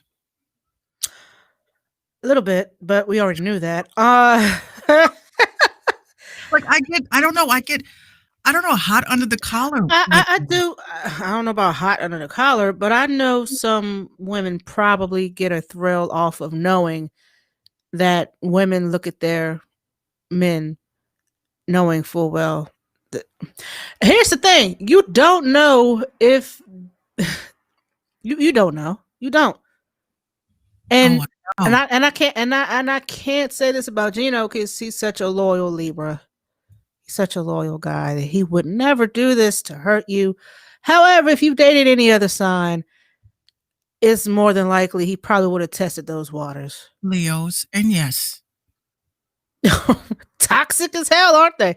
Oh, But in this case, I think women get a thrill knowing that they got something that another woman wants. But the sad part is men don't pick up on that. Like, yeah, I got this bad chick, and the man over there, he looking, but he ain't gonna get this. Bitch, little do you know, they've been DMing, they've been FaceTiming, got you saved under Pizza Hut and shit. Like, come on Like, now. it's this crazy bitch. Ooh, girl. Right. See, Whole that's why time. with me, when I have friends, if I have friends or all my online friends, I would say, I literally sit down with them like, okay, this is this person, and we talk about this, and I like literally, I could leave my phone out, and I'm not sitting there thinking like, oh my god, what if he reads? I don't get his phone print, his fingerprint is in my phone. I don't really, Why do people worry about that? I don't know. And I see this all the time on Facebook. If a man's phone, never the woman, if the man's phone is locked face down and it's got security passcode, what does that mean? It means move on with your life, bitch. Focus on you. Or it just means it's a security feature. Or it means mind your business. It's nothing to do with you. I pay for this phone, not you. Well, that's the thing I always say, like with Gino, whenever a girl friend requests him on Instagram, he flips the fuck. Oh, do you know this person? See, Gino gotta chill. Gino gotta relax. I'm like, I don't know who this is, babe. Should I add them? It's your Instagram, babe. But I'm just saying, should I add them? I'm like, if you don't feel comfortable, no. But then I'm gonna block her. I said, then do it. He is such a loyal guy. But me, I'm like, dudes, like for instance, the one thing that bothers me, which I've said to a couple of my guy friends, I may put up a picture of me, like a selfie, whatever. Yo, you can easily say to a woman that is married or taken or in a relationship or a situation shit, you can easily say, oh wow, this is a nice photo of you. Very, very nice. Very beautiful photo. I love the photo, right? Don't put heart eyes. Don't put eggplants. Don't put eggplants with the little water droplets right next to it. Oh, that's nasty. I literally had to tell one of my guy friends, I said, look, That's a turn off to me. Don't do that. I said, you know, my man is on my page, right? He's like, yeah. I said, my man is on pages that I don't have. Like, he's not on some of my pages, pretty much. I said, I respect him either way. When you write heart eyes, talking about gorgeous, oh, look at that. I'm like, it makes my man feel I want to marry you. I want marriage. No one wants to know if you rap. Yes, she does. She got bars. Wait, who? Nolan. He says, Seven, do you rap? Used to. Long time ago. Long time ago. She got bars and she's lying. We're dropping an EP next year. Oh my god. Nope. My name's Joe Budden. My ass is retired. No, deadass. Next year, Seven is going to produce my EP. It's a Seven. See, she keeps telling me things that I don't know. She can produce my EP. But yeah, to be honest with you, I just think it's rude when guys do that. Like, I have a lot of guys on my page. I talk to a lot of guys daily, so I know with him, he's always going to feel like, oh my God, like what if another dude comes along? I'm like, look, I got tunnel vision, honey, because I don't really look at any dudes like that. You know what I'm saying? I don't look at any dudes like that. But when guys do that to me, I'm like, wow, like just I give it to Gino because any other man would, without caring, would be swiping and heart double tapping their asses off while their lady is sitting right beside them. Mm-hmm. And won't even say, hey, hun, what do you think about her? Is she all right? But the fact that Gino damn near has a conniption every time another beautiful woman jumps into the DM. And a lot of these women are like women. When he shows it to me and I'm looking, I'm like, why the fuck would this bitch want to follow you? Like she's a model, like she has a blue check. Why does this celebrity bitch want to follow you? And he's just like, I don't know. And I'm like, because I'm gonna tell you why. These chicks they're trying to figure you out as my man. You know, they're trying to figure out if you're a jealous type and try to catch you in some shit so they can say, I told you, bitch. I told him I was gonna meet up with him. But I be joking around with him, right? Like he'll leave, he'll come back, and I'll be like, you smell like perfume. He's like, no, I don't. Dude, come here, come here, come here. So he's like, what? And I smell his neck. I'm like, pull up your shirt. He pulls up his shirt. I see scratches. He's no, babe, I swear to God, I was working underneath the. I said, Gino, relax. I'm just fucking with you. Like, I don't get And jealous. ladies and gentlemen, this is why Libras are the least toxic sign. Aries. Keep scrolling. I be joking around with him. Yeah, that's what I said. Yeah, Yeah, keep scrolling. I keep scrolling. No, but honestly, like our relationship is solid, and you know, I do know he worries about it. You know, God forbid, you know, I make it. You know, there's been talks about, you know, when Love and Hip Hop comes back, that I might be a choice, and I know that he would be, you know, nervous behind that. Not necessarily like I wouldn't. If I was on Love and Hip Hop, I'm gonna be about my man. But honestly, like, you know, they like to write storylines and shit. And this is what I told my management. I was like, you ain't trying to write in me and Gino getting into some strife over some dude that's, you know, moderately attractive. It's okay to look at other people and say, oh, he's attractive, or, you know, she's attractive, but you ain't attractive enough to fuck up my marriage. Like, you know what I'm saying? Like, you know, even if they told him he had to act as if, he's not going to do it. Gino's not gonna do that. He tells the truth. He's not gonna do that. He's Imagine not going to do it. they're gonna say, look, get a bitch that looks like Rihanna, right? And Gino's gonna be working in his shop, and I want you to fuck up their relationship. That's a hell of a storyline. And then here comes Minx in the confessional. Y'all got to see the hands. It's very important. So, yo, they sent this bitch over to fuck with my man. You know what I'm saying? But I'm, you know, it don't even matter, because why buy the cow when he's got the milk for free? Like, you know. And then here comes Gino. I don't know. They just sent her in here, and I love you, Minx. And then Donald Trump comes, I'm working here because I'm no longer the president of the United States of America. It's an election you've never seen. You're fired. No, he's fired. They finally decided to hand over transition power, so they're slowly doing that. And talking stimulus talks. We ain't getting that shit. We ain't getting shit. But they're going to have to think quickly. They're going to have to think quickly. I think they recovered. You know, Gino, he's like our stimulus watch. He comes into the kitchen. Hey, I have some news. I'm like, what's the news? He's just like, they've recovered, I think, $1 billion. Babe, I heard him. They recovered like I think $1 billion or a couple of billion and lost money from the first round of stimulus. So they're supposed to be blessing us ever so gently. With another $1,200.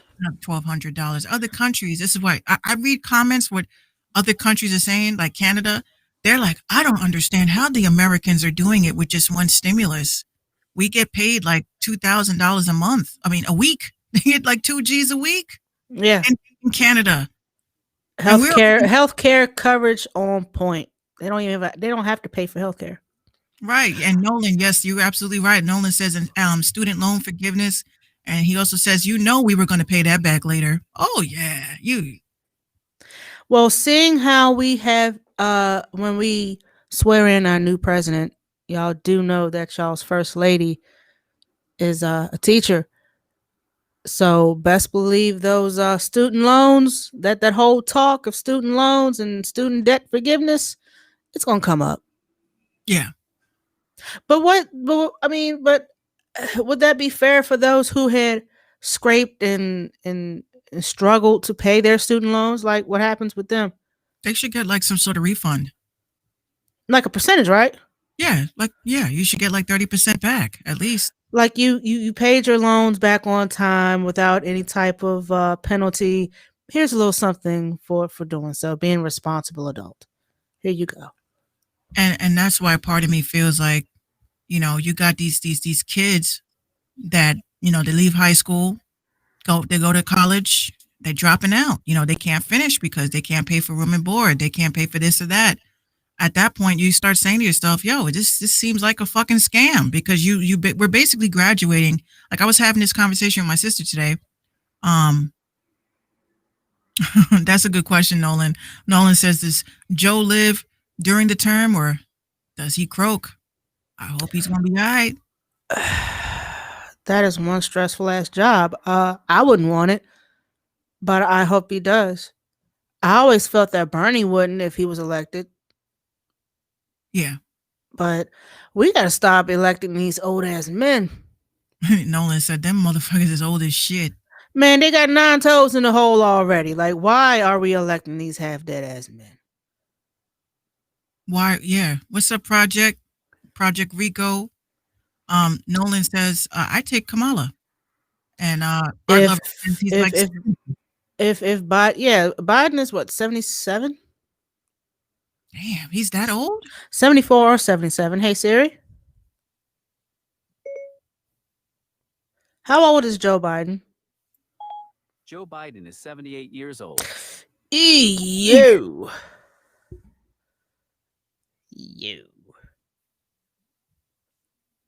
78. Born November 20th. Oh, he just had a birthday. Happy birthday.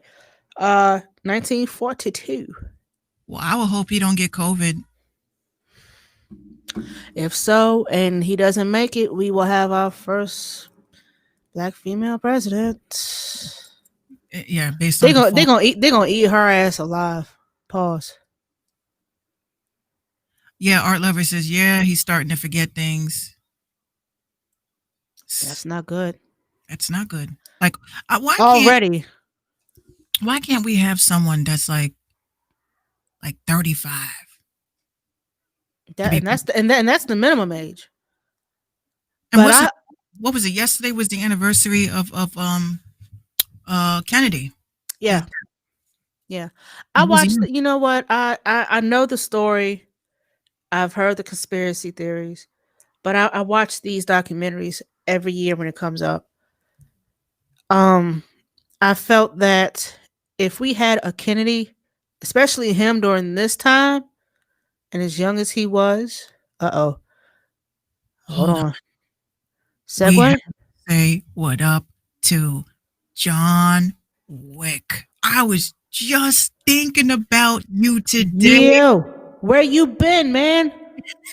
He just walked right in. I was like, yo, I was just thinking about. That's so weird. That's scary. Why was I thinking about you? I'm gonna tell you real quick. I was like, damn, I ain't seen John Wick in a minute.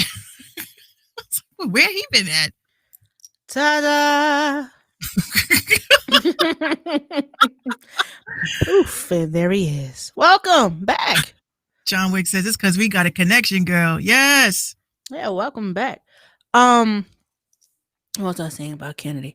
If we had a president like Kennedy today, if they had never elected Trump, do you think he would have got assassinated? Yeah. Still? Mm-hmm. Because the moment Kennedy started talking to that secret society shit, oh yeah, they wanted him out. That and his brother was, district attorney and he was attorney general and shit, and he was after the mob. And Kennedy was close friends with Frank Sinatra, who was close to the mob. John Wick says, I'm surprised how Trump made it through his term, honestly. You know what? I'm really surprised because, and like I told a resident of mine, I said, you know what surprised me? They tried to kill Obama at least 3 different times. They never attempted on Trump once. Well, yeah, they did once. Yeah, that kid. Yeah. I hope he's free and living his life. Always a TikTok kid. It was like, he looks like his name is Dustin. Free Dustin. I'm like, yeah, right, free him. Free my nigga Dustin. Yo, free my nigga Dusty. Yeah, but I'm really surprised that he hadn't had a shoe chucked at him or nothing. Bush had a shoe chucked at him. 2 of them. He went, oh. You lie. He was doing the little Kim. He was playing Frogger with a pair of loafers. Ah, yo, that is wild. We keep saying, yo, Joe Biden is fucking 78. He's 78 years old. Fucking 8. And Kennedy was our youngest president at the age of 41, 2, 3. And he was smashing Marilyn Monroe. What? Allegedly. We're gonna say allegedly. She was. The way that Dave Chappelle broke that shit down, he says, "My wife is here." What are you doing, bitch? He goes, "Happy birthday." My family's here. And it's just so weird that she died too. Mysterious circumstances. With the pill bottle open and pills all in the bed. And just so conveniently. It would be a shame if this model OD'd. Allegedly. One of the things I loved about, first of all, y'all, everyone always says about Marilyn Monroe. We know who Marilyn Monroe mirrored. And wasn't it Dorothy Dandridge? Yeah, she was the white Dorothy Dandridge. At least that's how they kind of build her. She wasn't trying to be, though. Like, the one thing that they misconstrued about Marilyn, even though she was this beautiful, woman, she was very smart, but very shy and very troubled. And she was very, very normal. She actually took pictures with her cellulite hanging out, and she just didn't give a fuck. She didn't give a shit. Reminded me of Rihanna a little bit, because Rihanna don't give any fucks at all. Even if she had something to give, she would not give. And Marilyn was kind of, she wanted to be an actress, but it was like, uh-oh. Yo, John Wick. John says, he's talking about Joe Biden now. He says, I feel like he's going to wake up and forget he's the president. Like, who the fuck are y'all? President? Me? Are you sure? What? What day is it? What year is it? Mr. President. Is the war over? What happened? No, I'm vice president. Obama's president. No, you're the president now. I don't believe you. Show me some proof. I do not believe you. Yeah, see, here's what happened. Okay, so here's your campaign. You started here. After serious and numerous recounts and repeated losses to Trump, they finally declared you winner of these 4 states here, and here. January 20th, 2021, you became president here. You shook the hand here, and here. And fast forward to today, and here we are. You're the president. That's are you sure I'm president for real? Art Lover says, did y'all read about Bobby Brown's son dying? Yeah. What's up, Bobby has gone through a lot. His wife, ex-wife, his daughter. Now his son. And they're saying in the article that they had, like, they're trying to say that it wasn't COVID related, but then when you have, sources say he had flu-like symptoms, that kind of sounds like COVID to me. Why are people so ashamed to say that they got COVID? Like, y'all act like I got HIV, I got AIDS, I got the clap, I got, this shit. It's COVID. Why are you not being honest? If he died from COVID, just say he died from COVID. And then they wanted to have a investigation. And autopsy. That's sad. No doubt, John Wick. It's just so nice to see you here, man. It's just so nice. Yeah, welcome back, man. Welcome yesterday, back. Now that we have a full room, yesterday, y'all, we talked about it at the beginning of the show, but we hit what was 659 comments. 650 views. I keep saying comments. Views. We had 659 people that came through this piece yesterday. Mm-hmm. Had a little tear in my eye. Because we started, in the beginning with caffeine, we probably may have maybe 1 or 2 people that came from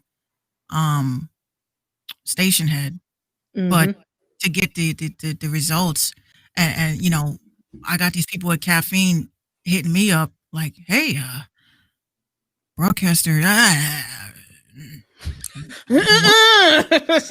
don't want none of that shit. Look, the Caffeine Caster program is dope, don't get me wrong, but I'm not here for blue checks. I'm not here for verification badges. I'm not here for perks. I'm not here for gifts. This is how, because y'all know I'm a housewife.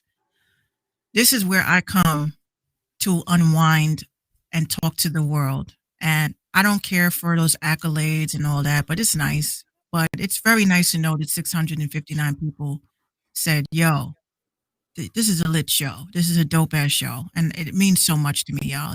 And both of us, like, I don't care if you buy merch. I don't care if you visit our website. You being here, taking the time out of your life to say what up to us just means so much to us. But buy the merch.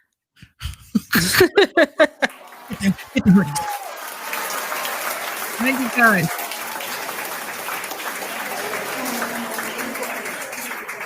Thank you. Please, no pictures. No pictures. Thank you. Yes, Nolan. Yeah, we just covered that too. He says Dave Chappelle said don't watch his stand up because he didn't get paid. Now here I was supporting a brother. I just got in the middle of season 2. Damn. And the last episode I saw was the Great New York Boobs skit. That was the last thing I remember seeing. Because you've got great New York boobs. Yeah, I'm gonna tag him and show him all my DVDs unopened. That Wait. Why are they not opened? Because I wanted to keep them as a collectible item. I kind of felt like, you know, I kind of felt like the show would be something huge, and I wanted to meet him. Like, I actually bought tickets one time to go with my grandfather to go see him, and he was ill, so we couldn't go, so I never opened them. I just want him to see that, you know, we really did respect his grind and have an autograph for him to give to my grandfather, so that's why I refused to open them. Well, all right. What is this? And it's so weird too. It's like the plastic is all perfect and everything. I'm just like, can I just a little bit? Can I just bite it? Just a little bit. You know what I mean? I just want to open it. Just too much shit.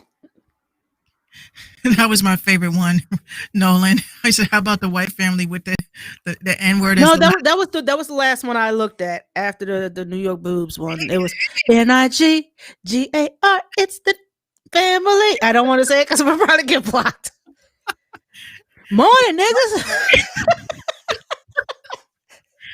Oh, where does he get these ideas? Oh, that's one lazy nigger. Like, all right, relax. No, I heard Jessica was in love with that. But that's why, you know, I really believe everyone keeps wondering what was the reason why the Chappelle Show failed.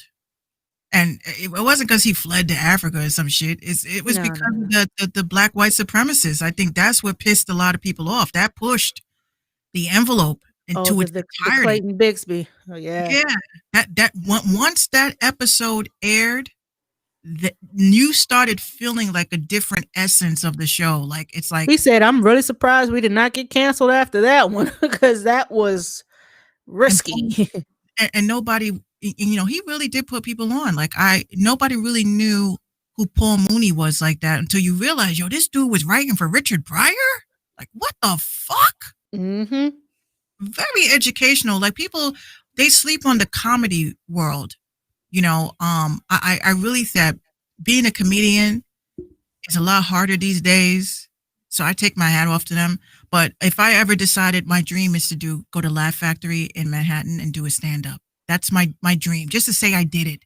You know, I have jokes. I think I could be a great comedian because I'm a great storyteller, because that's part of being a good comedian. Also, people have said to me for years, like, the way you tell a story, it feels like I was there. And it's just so funny when you're like reenacting it in real time. So trust me, you know, I caught myself watching Seinfeld the other day, and that little stand-up that Jerry does in the beginning was just so hilarious. even though he's just so very Jewish, but it's just very funny about some of the stuff. Like he did a stand up about why moving is kind of like the same ambiance as you know, dying. So he says, all your friends, they come, they they pick up boxes, they take the boxes that you filled up. It's the same thing when you die, but the only difference is that you're in the box. I said, only Jerry. Oh, that Jerry. He's hilarious. Boo! Yes, Crypto Media. He says my favorite stand-up bit is the gift basket story. Yes. I love Jerry Seinfeld because it's like sometimes with black comedy and white comedy, it's like I kind of get both of them. I would say that obviously black comedy, I really find it hysterical, but white comedy, like you're talking about Curb Your Enthusiasm and all those weird, Dry, real dry. they're real dry, but there's hilarious. You have to get it, I guess. I tried watching The Office, the American version, and then I tried watching The Office, the British version, the original version. I'm like, you have to be from that world to get a lot of those jokes. I get The Office is my favorite. Like I know that feeling of being in a boardroom and you're looking at your coworker like, did you get it? Did you bring them? Did I bring what? The paper clips. The paper clips. Oh my God, the paper clips. They bring the paper clips. You're like, she bought paper clips from the fucking Michaels. They're color coordinated. They're not even silver. What is wrong with her? Oh, we should get her fired. Yeah, this is the type of shit I had to deal with working in corporate America. Terrible. Like literally, it's like high school. Okay, I'm chilling, and you have somebody coming with their coffee. Like, you see Dan? I'm like, yeah, he's wearing the same shirt from yesterday. What do you think is going on at home? Wow. You remember Dan's shirt from yesterday? Because I don't give a fuck about Dan. Fuck Dan, for real. Like, it's just like that. Office settings are, extremely messy. And then when you're in the bathroom, it's even worse. You got chicks doing lines in the bathroom, like, oh my God, I have to get ready for this crazy proposal. Give me a moment. And I'm washing my hands. It's like they don't give a fuck that I'm standing there. I'm just like, and she's like, oh my God, do you have any? Christine, you have any for me? Yes, I have. I need this bump because I have this crazy deadline. Just give me a moment. And I'm good. I'm like, oh my gosh. What was that one show that that they went to a unisex bathroom, they break out and dance? oh God. Like a flash mob type dance. And they did it almost every episode. I don't know if I could work in an environment like that. It is the most terrible. It's the gossip is what bothers me. I'm like, bitch, I came here to work. I don't care about Michael's dog and shit. I don't care about that. And then of course you have the mailman that comes in or the mail woman that comes in that's remotely attractive, and you just hope that you're at your desk, and the guy comes in and you're like, you see the UPS truck, you're like, ooh, come to the front. Our savior has arrived. Hi. Like, hey, I got some mail, and I'm like, I may have a pen.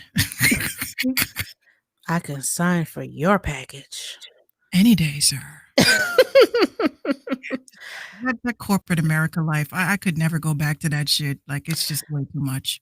I wouldn't say I could do comedy because I find humor in the most stupidest shit in the world. But I think what catches people off guard is the way that it's being delivered to them. I hate that word delivered. I'm not a damn DiGiorno pizza. Anyway, it's just the way that I come across and saying certain stuff. And it just cracks people up. I had this one lady ask me, she says, are you a comedian too? I mean, you DJ, you produce. Is there anything you don't do? I don't produce winning lottery numbers. What do you mean? Oh my gosh, that is so funny. Well, I'm funny by accident, on purpose, accidentally. Kinda, sorta. Kinda, sorta. But yeah, it's just I'm gonna do it, guys. I find humor in almost everything. I do. I'm gonna Up, do up, it. up, up. Oh yeah, and in New York City, I am going to fuck up whoever thought that this was a real life version of Grand Theft Auto outside of my house.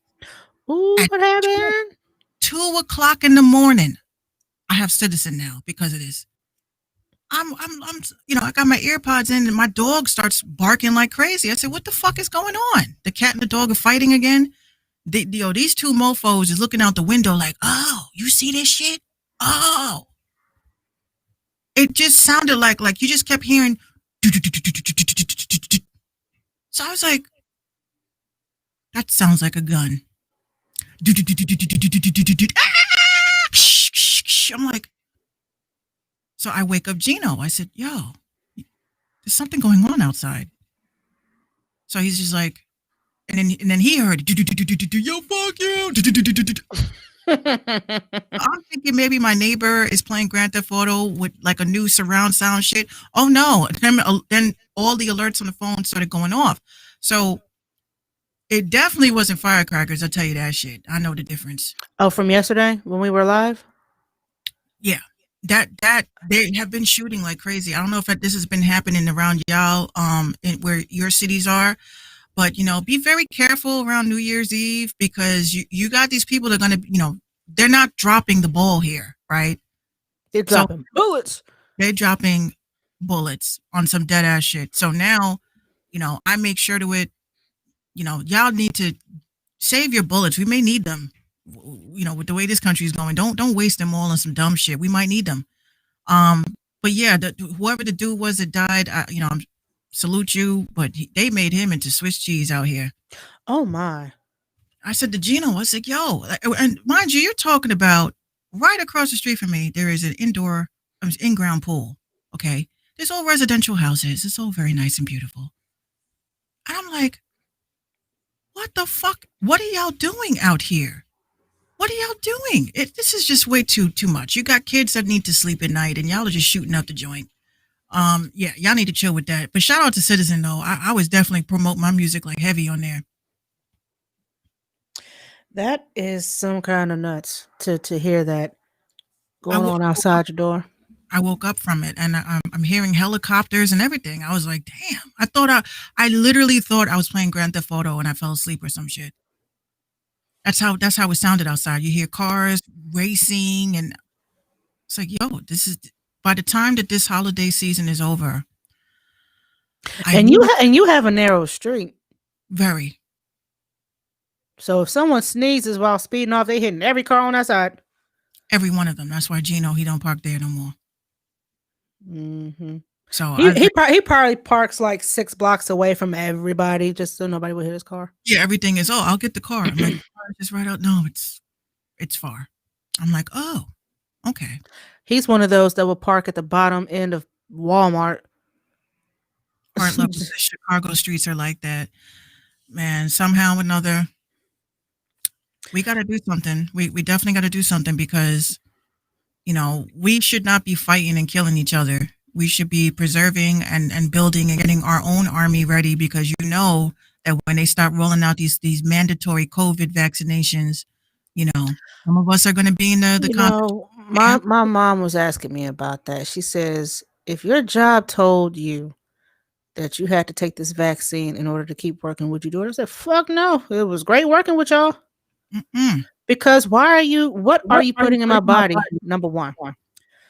Number two, I don't need a vaccine because I have never been sick. What y'all need to do is test the ones who have been and give the vaccine to the ones who have been sick.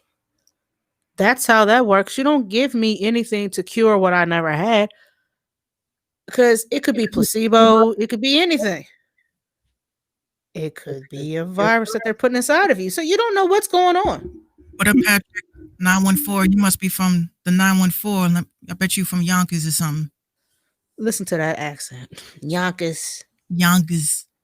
YONKAZZZZZZ. Yeah, Patrick. Yonkers. You probably was in John John's live. Shout out to John my cousin.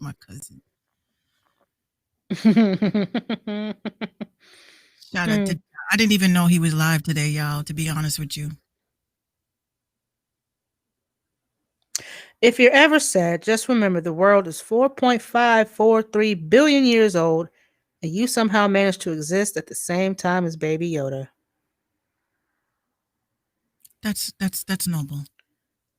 I like that idea.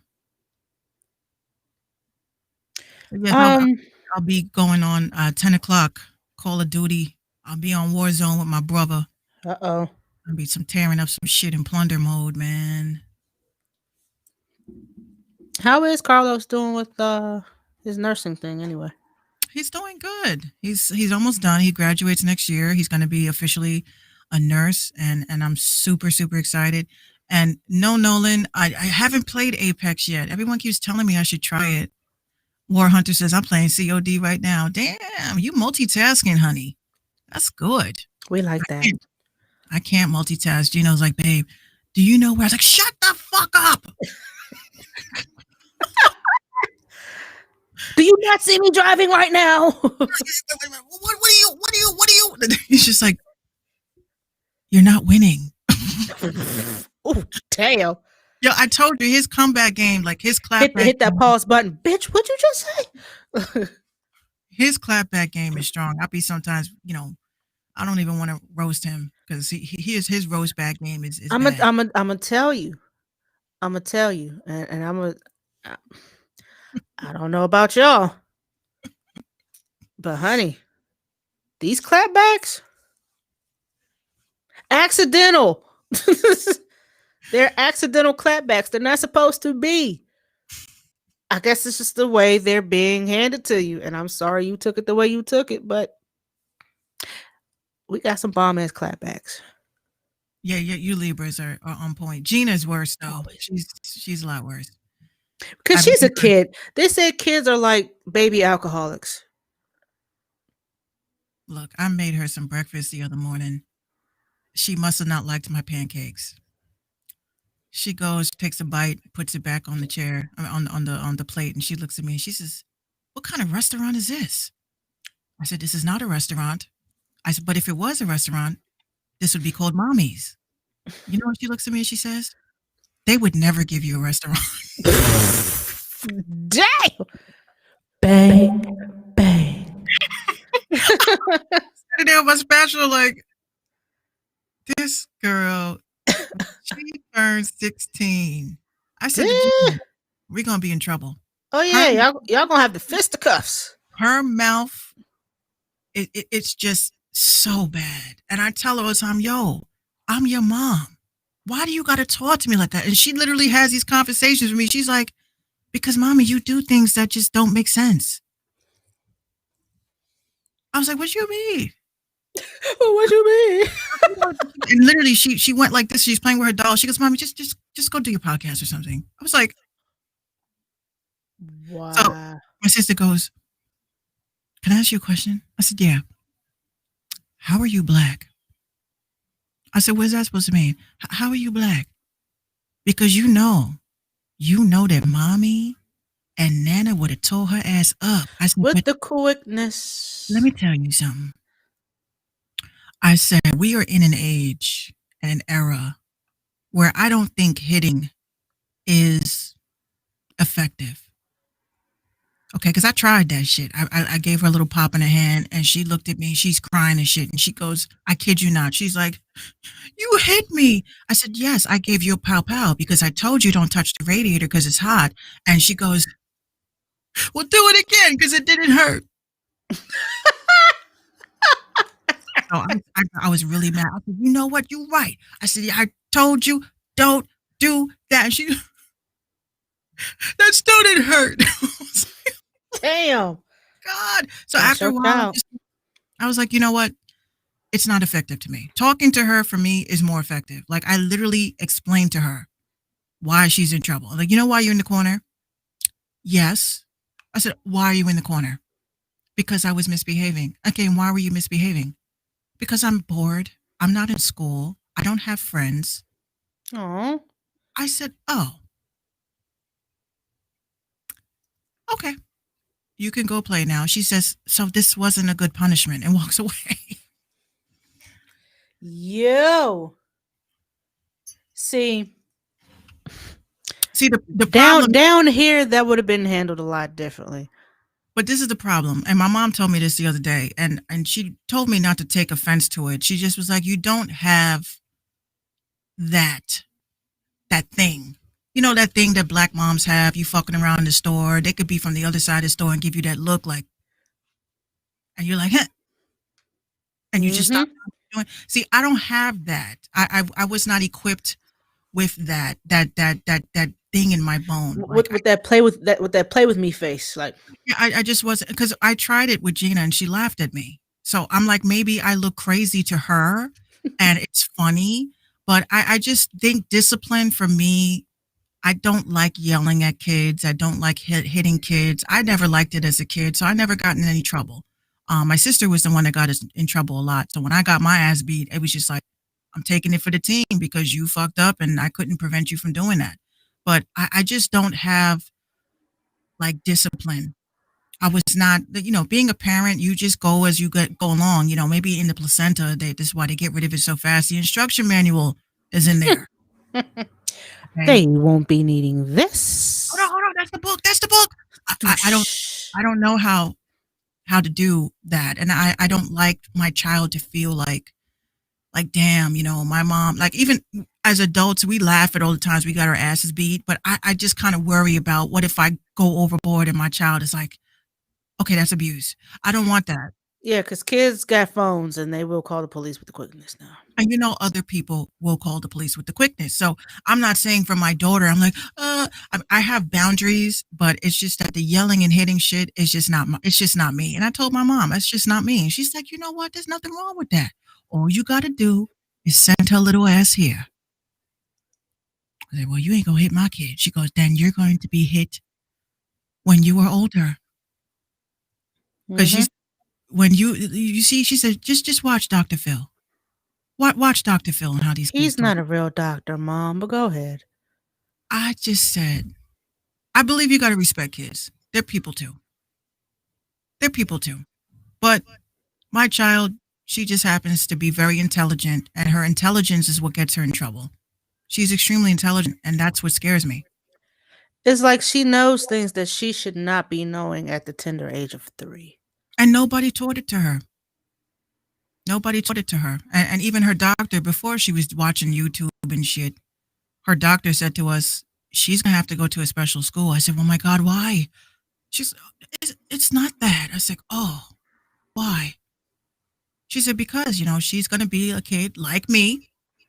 I'm sitting in class. I'm extremely intelligent. All these kids are fucking stupid in my head. The teacher is fucking stupid in my head. And I'm just like taking tests, like statewide exams, and getting 100%. And then you had teachers coming to me and saying, like, kind of like, what was the movie, Matilda? I snuck a book in your book bag. Tell me what you think. And I'm like, thank you. I'm home. I'm reading these books like in one day, 500-page books. My intelligence is what caused a lot of my downfall in life, because I just don't think everyone wants to be smart. But when you have intelligence and you intimidate teachers and you intimidate your authority, that's when they start doing shit to derail you from better education. And yes, Nolan, I was bored all the time. That's why I got into gaming. And that's why, they look at me like, oh, you're a gamer? Oh, you're a gamer? Okay, so what games do you play? I'm like, see, then why do you feel you have to take a 20-question Q&A just to prove that you play video games? I'm like, what console, bitch? Let's go. Okay, all right, I'm going to take you back. What was your first go-to game in Sega Genesis? Aladdin. The one game nobody would have ever thought to have said.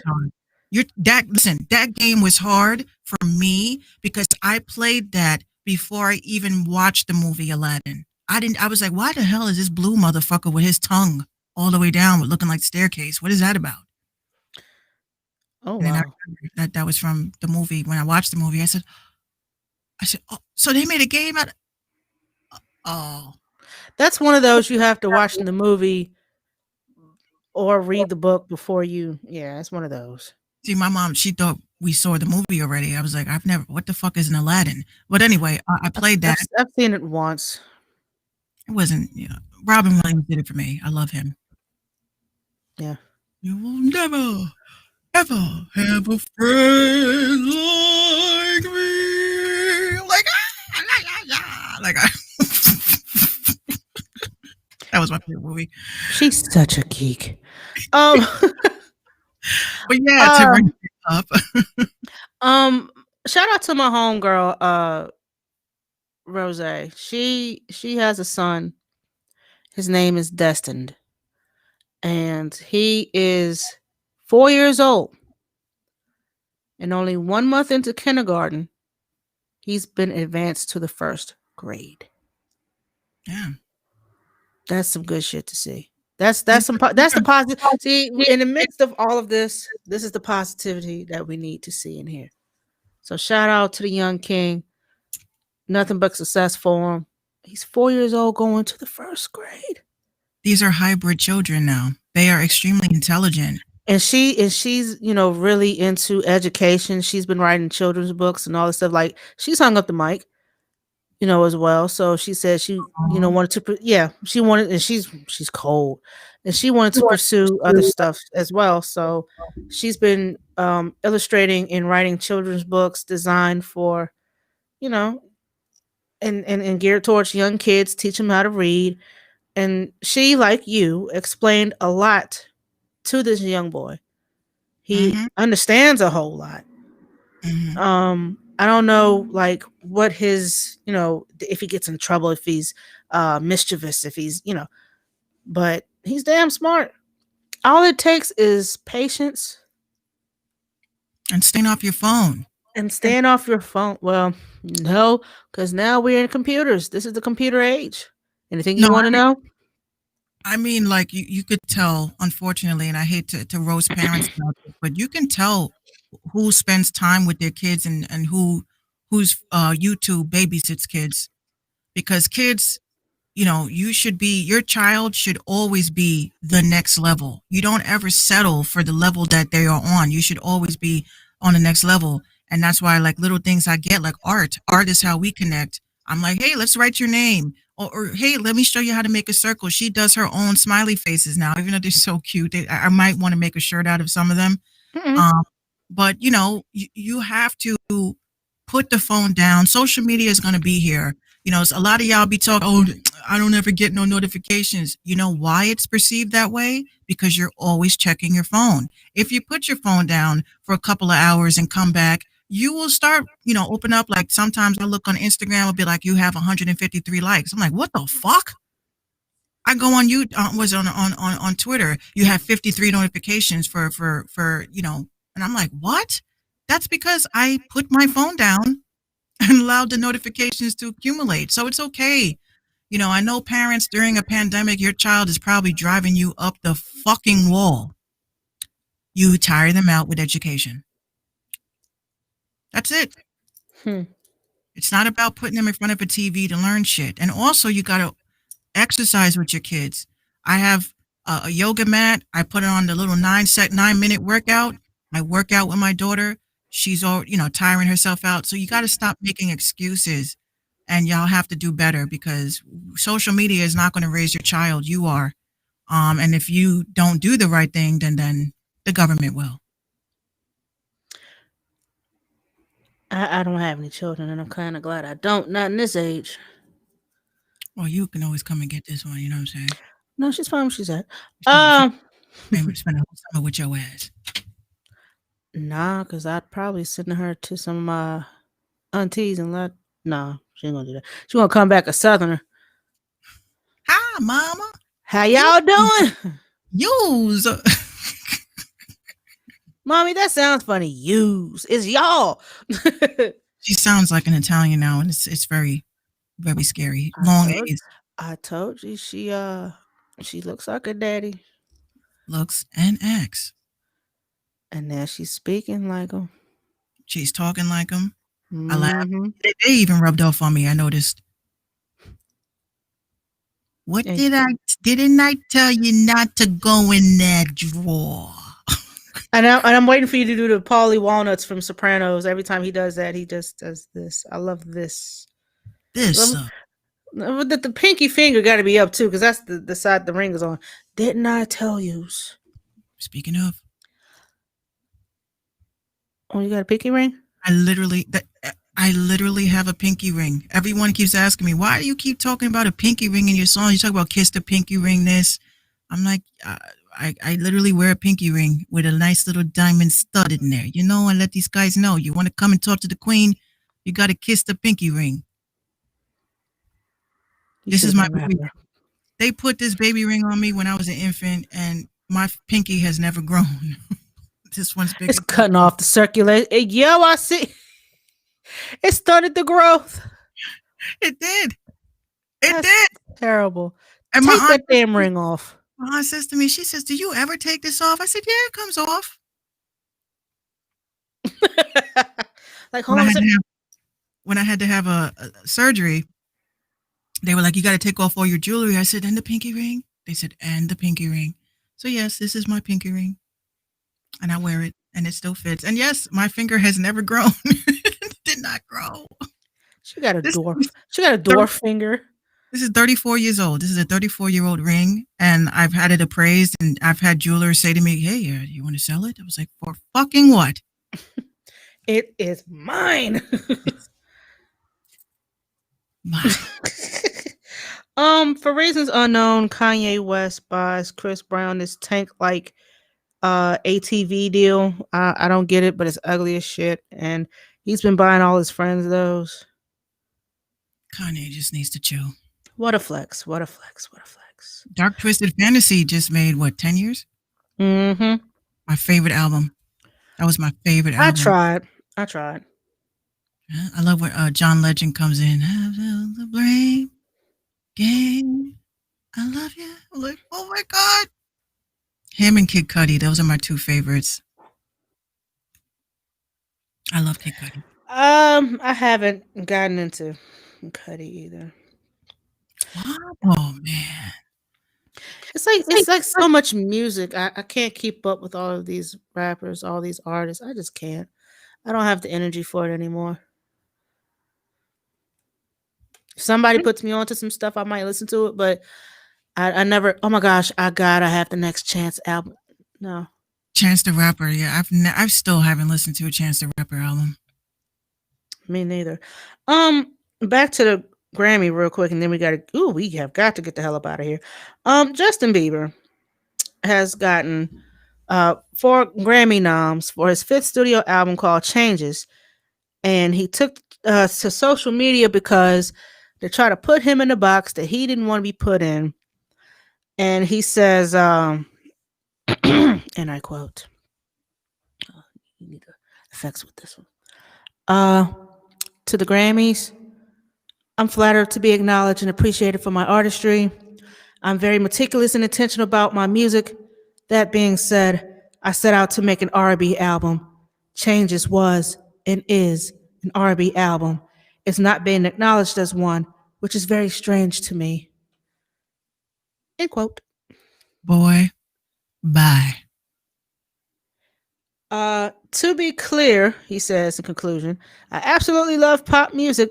It just wasn't what I set out to make this time around. My gratitude for feeling respected for my work remains, and I'm honored to be nominated either way. Okay, well, if you're saying I'm honored to be nominated either way, and please don't mistake me for being ungrateful, that's exactly what you sound like. Justin Bieber, The you Biebs. are pop because you are popular. You could never cross over into R&B. You can't cross over into R&B because you are pop. Yeah, you're using an R&B sound, but you have pop vocals. I don't hear R&B vocals from you.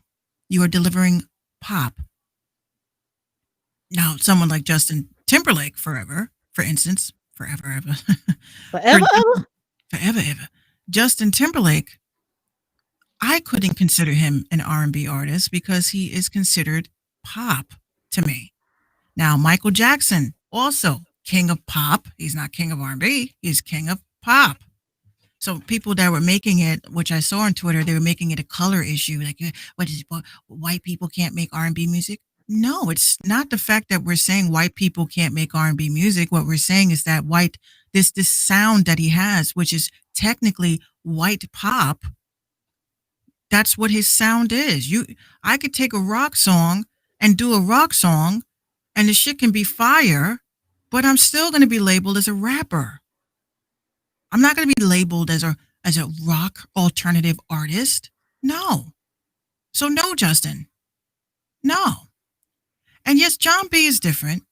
You know, John B is actually R&B. He has never, and this is why I always respected John, is because they tried to make him cross over into that pop realm. They said, yo, you do the pop shit, there's going to be longevity. You're going to be here forever. You're going to be on the charts forever. And he just was like, no, I don't make music for that. That's why John B is considered R&B, because his sound hasn't changed. The only thing I will say that's changed is the production, but it's still that R&B sound. It's crazy also how Justin Bieber said that his album was an R&B album when his lead single was Yummy. And that is not an R&B song. That's a pop song. That's pop. It's cringy as fuck, but that is a pop song. Yeah, I didn't like his promotional tactic for that song because it was just too much of that pedogate shit going on. And he got 3 nominations for that one song alone. Meanwhile, Weeknd got snubbed heavily.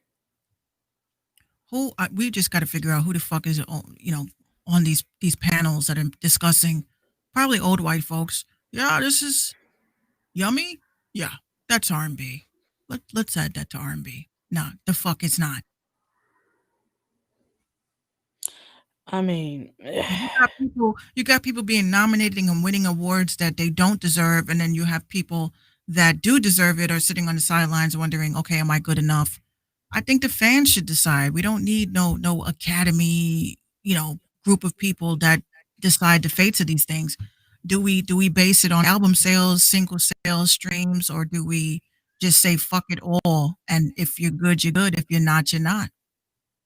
mm-hmm. Just give out awards. You can't even give out awards based on streams either, because people fucking, they fake that shit. But they would have to, I would say, I would give awards based off of merch. Who bought the most merch? Who sold the most merch? Let's go to that. Because album sales and streams don't mean nothing. Show us who is selling bundles, and then we'll talk. Mm-hmm. Damn, I didn't realize the time. See, we got so much fun. Yeah, we've been here just talking shit. Well, we did say from 7 to whenever the fuck we. Yeah, whenever we just stop talking. Yeah, we'll be back tomorrow, y'all. We got Retro Wednesday. Yeah. And then after that is Thanksgiving. Gobble gobble, bitch. Yes, I can't wait. Yeah. Oh, I need to crack my back bad. Where's my Xbox remote? Oh, I'm mad you keep calling it a remote when it's a game controller. This bitch is a remote. Oh, that's true. Or I can just control it with my mind. That'd be dope. Oh no, don't take that idea. Hold on. IP. Oh, I didn't mean to do that. No, go back. Go back. Yesterday, as I caught the tail end of Chris Cuomo last night, I'm watching him now. He's got a whole 5:30 shadow going on. I know it's supposed to be 5 o'clock. This is 5:30, honey. He's looking kind of rough right now. But he still can get it. Anyway. So, yeah. Listen, if you can talk about titties. You talk about your Cuomo. I mean, the more I look at him, the more he looks like his damn brother. Ugh. Yeah, you stare and it's like they morph. It's scary. Ugh. And then they look like Mario. You don't want to look like Mario. He's one creepy looking guy. Anyway, this is the Random Talking Indie Music Show. We want to thank y'all for tuning in with us tonight. Like Mink said, we will be back here tomorrow for that good old Retro Wednesday. Let me give y'all some graphics because y'all know y'all love the graphics. We'll be back for Retro Wednesday where we pull up some things that make us feel old for a few minutes. I have a good one. It's about like 20 years old. Uh so yeah, y'all stay tuned for that. Of course, we're gonna have more topics. Um we might do something and play some songs at the, you know. Are you still doing your mix? Not today. Okay. I had to Okay. clean the fucking day thanks to Gino. Oh, thanks to Gina. All right. So yeah, so we'll be back with Retro Wednesday and all that fun stuff. Y'all stick around, tune in with us tomorrow. If y'all have any type of topics y'all want us to cover, uh drop a little something in the inbox. Like I said, we are here Monday through Wednesday from 7 until this is the until. Let's see, where's the graphic for that? Hang on a second. I got so many windows pulled up. Here we go. Wow. If you got a topic you want us to cover, so we can do some due diligence and do some research. There's our Insta and our Twitter. Hit us up in the DMs, but not in that way. Nobody's ever DM'd me. I feel such like a reject. You should be happy. Do you want sex? Marry me. Uh, And then a blurred out picture of what you know is a dick. But anyway, nobody asked. that's what WhatsApp does. WhatsApp, they'll blur it out. Like, do you want to? Why Do would you they? want to see this photo? Why blur it? Oh, because you don't want to be exposed. Is that why? Oh no, that's just for anyone that's not following you or you're not following them. Because Facebook has that integration with WhatsApp. So if you people want to reach out to me, they can do that, and all I get is dicks. You know that stupid ass feature that iPhone has or had. I don't know if they took it off or not.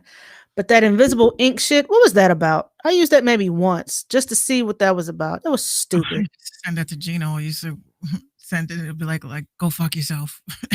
Like, And it disappears like, wait, what? But oh,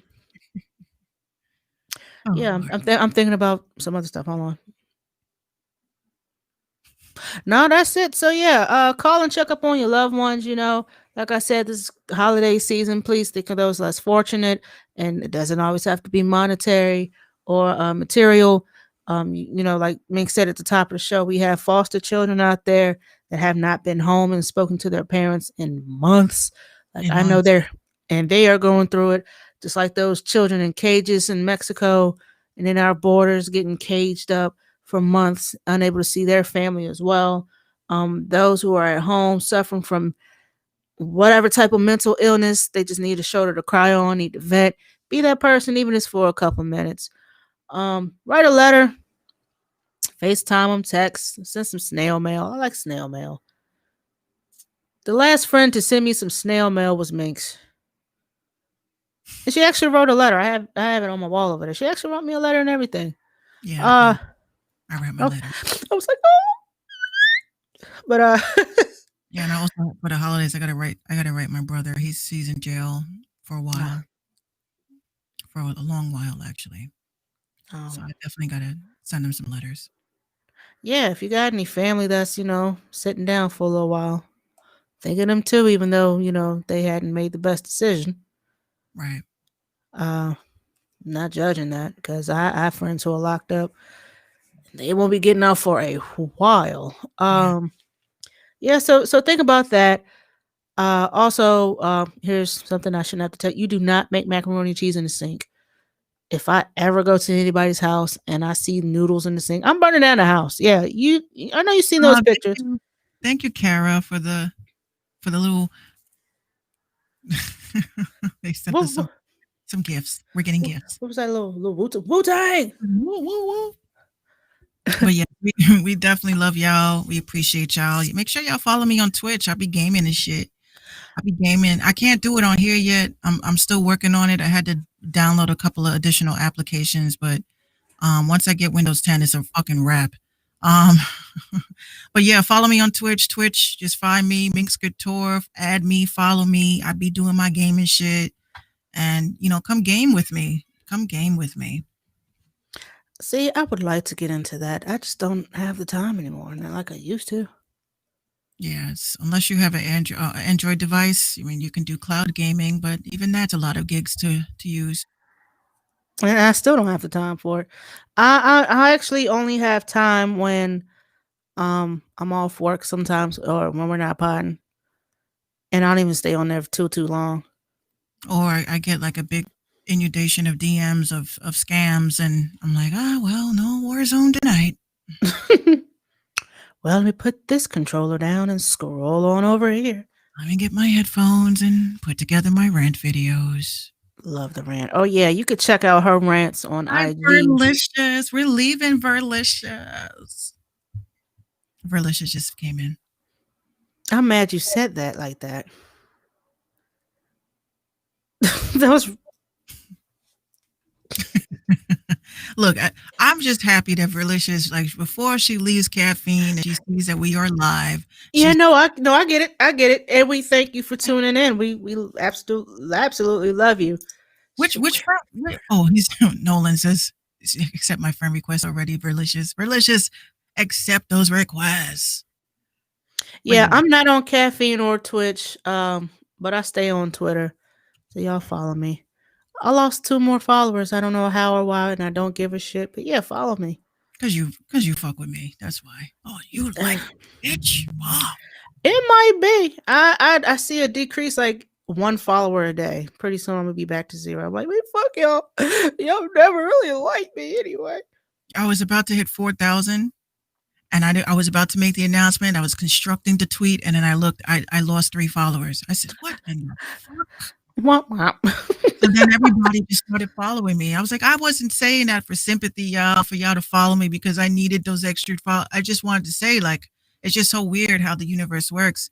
But we officially hit 4,000 followers on Twitter, which is extremely hard, and it only took a year. And I did all organic, no buying, nothing, no ads, no this, no that. So it is possible. These things take time, and just keep grinding, y'all. Social media is it. And one last thing before we go, do not use hashtags on Instagram. Hashtags don't work.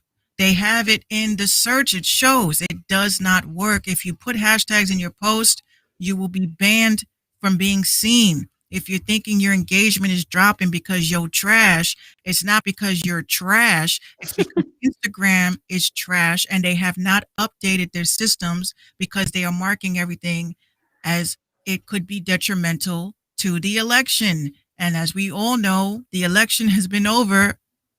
There's For weeks. For well, weeks. No, not weeks. About a couple weeks. Yeah. They were so quick to add the new features that they forgot to turn the old ones on. So I implore you, do your hustling in the comments, talk to people, engage with people, and you will get that engagement that you're looking for. But don't use hashtags on Instagram. I'm telling you guys, if you're artists or whatever, it will hurt your brand. And that's brought to you by the Merciless Cast. Some jewels for your ass. Right. But yes, good evening, y'all. Yeah, we love y'all. We love y'all. I'm trying to find the graphic. Wow, I've got so much going on right here. I need to organize this shit. Oh my gosh. You're popping and locking. My back is going. Sound like a damn Missy Elliott beat. Until tomorrow, you guys. That really was too, right? Like, that's a Missy song.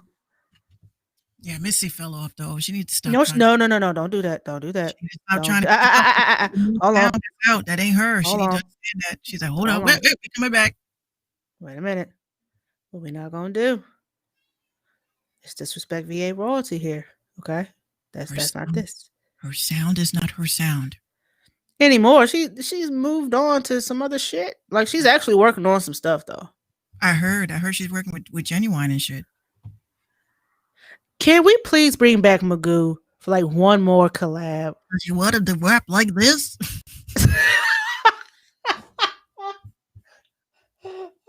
I was really about to give you the bird. The bird is the word. And everybody's like in the video like this.